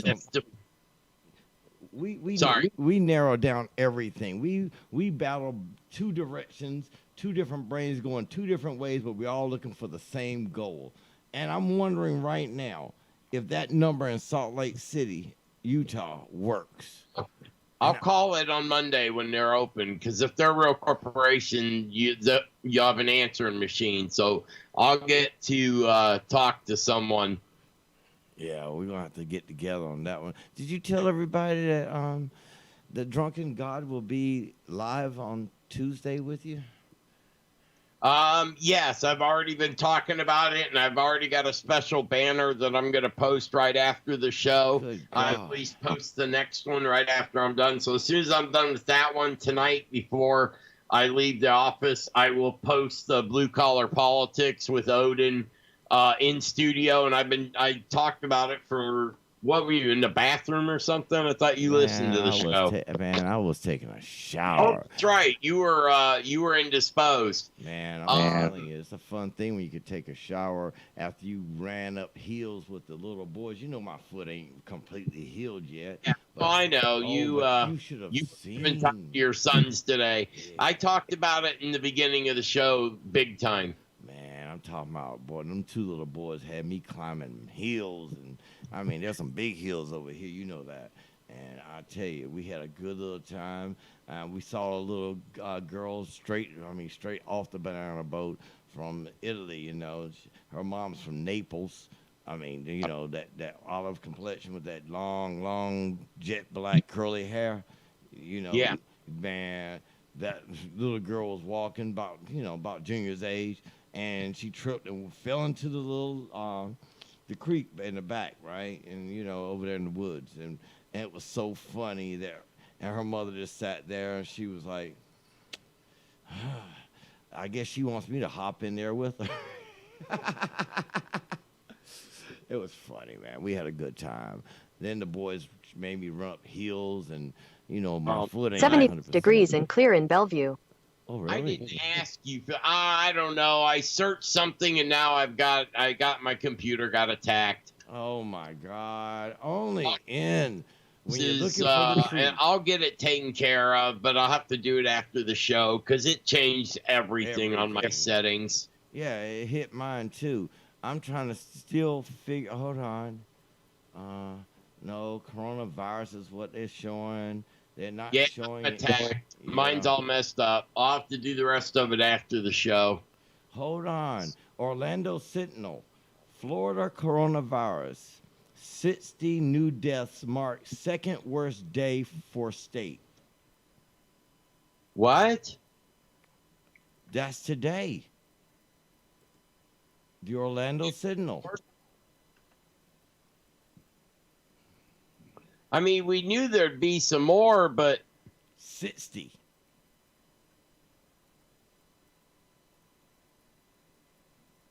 Wow. I wonder if that's down in Florida or where that is. Orlando. The new death, 60 new deaths reported, is second to April 14th, which was the deadliest day thus far with 72 victims. Yeah, I got to get there fast, man, before they lock us down.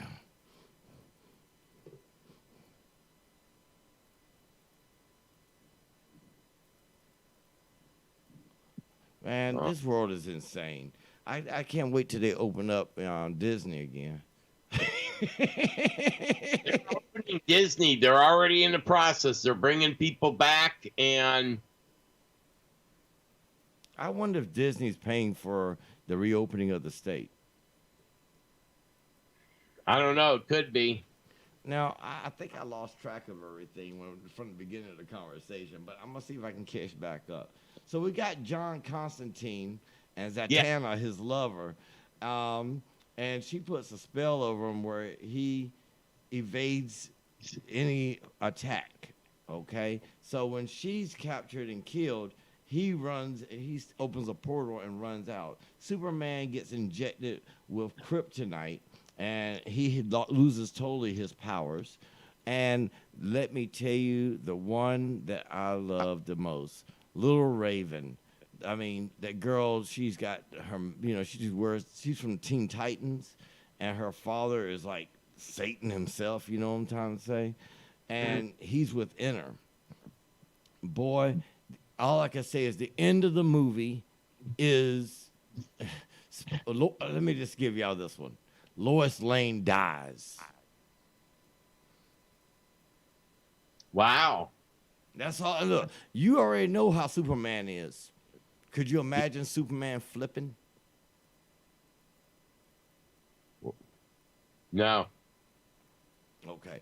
Lois Lane dies. Yes. And that's all I can say about that movie. People, I suggest you to get your hands on a viewing of that movie, or go to the movies and see that movie. I think, that movie is going to be deep. And you're going to love my girl Harley Quinn. I love my Harley, man. I'm sorry. I used to think Harley Quinn was like the dumbest thing ever. But she made the Joker. I mean, she's the one that did all the robberies and got away with it. And she put on these little sexy outfits for the Joker, too. You know what I mean? You know what I mean? So I got to say, if there was, and oh, God, and then there's a new movie about Harley Quinn that just came out, too, that y'all got to check it out. I'm going back to it. You got to check out the new Harley Quinn movie. Man, you will just fall in love with her. Really? Yes. I'll check it out. Yes. In fact, I'll bring it with me. You can watch it when you get here. Yeah, I'll bring it with me. I'll put it on a stick. Did I say it like that? You did. Yeah, I did. Yeah, see, y'all got some dirty minds out there and listening to the show. Yeah, I put her on a stick. Harley Quinn is she got no superpowers. She got none. But I tell you, she can kick some ass. Really? Yeah. She make you think twice. She be like, yeah, you want, like they say, I want Cinderella as my girlfriend. I want Princess Peach or whatever her name is, my girlfriend. No, you want Harley Quinn. She loyal. She's psychopath, but she loyal. That's a crazy motherfucker. Thomas is like, I'm still looking up that topic, Daryl. No, I apologize. I'm back with everything. I'm looking at my computer. I'm maxed out on everything, on page file, on memory, on everything. I'm trying to get it down while I'm still on the air, and because the only way to solve this is I have to do a restart of the entire system. I got rid of what hit us while we were talking, but still, my CPU is locked on 100%. Man. Oh. And I can't turn it up. I've got it turned down pretty low. I can turn it up, but I don't think I can do it on the air. Well, we got literally 3 good minutes left anyway. But yeah. I'm going to say this right quick. Birds of Prey, the new Harley Quinn movie. Check it out. And then you got the new Suicide Squad coming in 2021. Good God. Listen, I don't know. I don't know about y'all out there. I got tired of my Avengers. I mean, it just didn't, it wasn't my cup of tea. And I mean, I know a lot of these people out there love their Marvel. It was not my cup of tea. I'd rather see it from the standpoint where it was originally written. It's like, do you want to read a book of somebody's life from somebody that is just throwing out new characters and creating new? No, you don't. And twisting shit like Odin's daughter is Hela. No, it's not.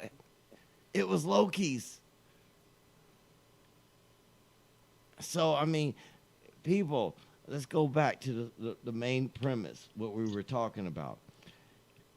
Remember to do the research.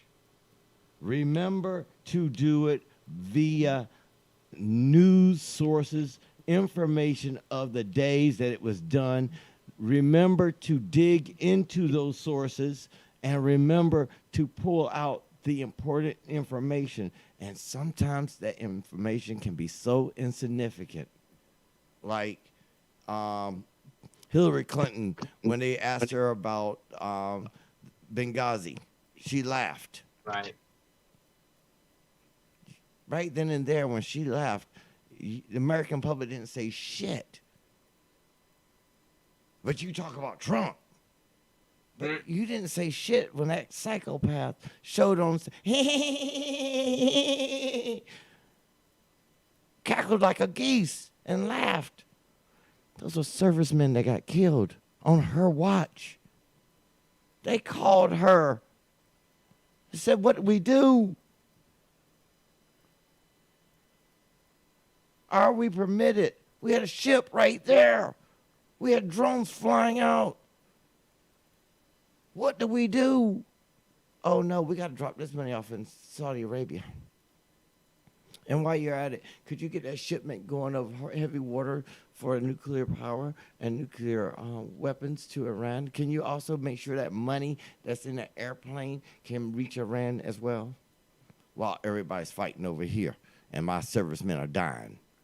The ambassador getting stomped and beaten. That's truth. I don't know where the fuck y'all been living. Maybe one of y'all will wake up and see the truth. Odin would be ruder than this because I know he doesn't see the falseness. He can't stand it. Me, I'm a little tolerant, but I can't stand ignorance. Yeah. That's been one of I get in trouble because I can't stand it. Especially when you can learn it, or you can research it, or you can get some idea of it.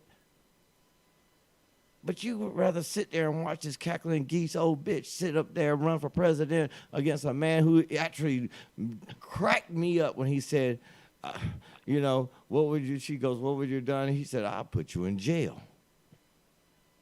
I love when Trump said that. That was a slap of the millennia to tell somebody who committed so many damn crimes that she deserved to be in jail while running for president.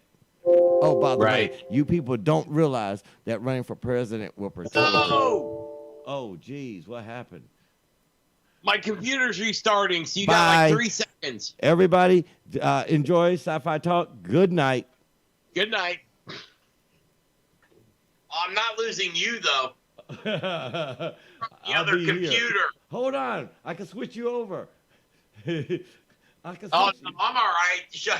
No, I can switch you over to these, it's going goodbye, everybody.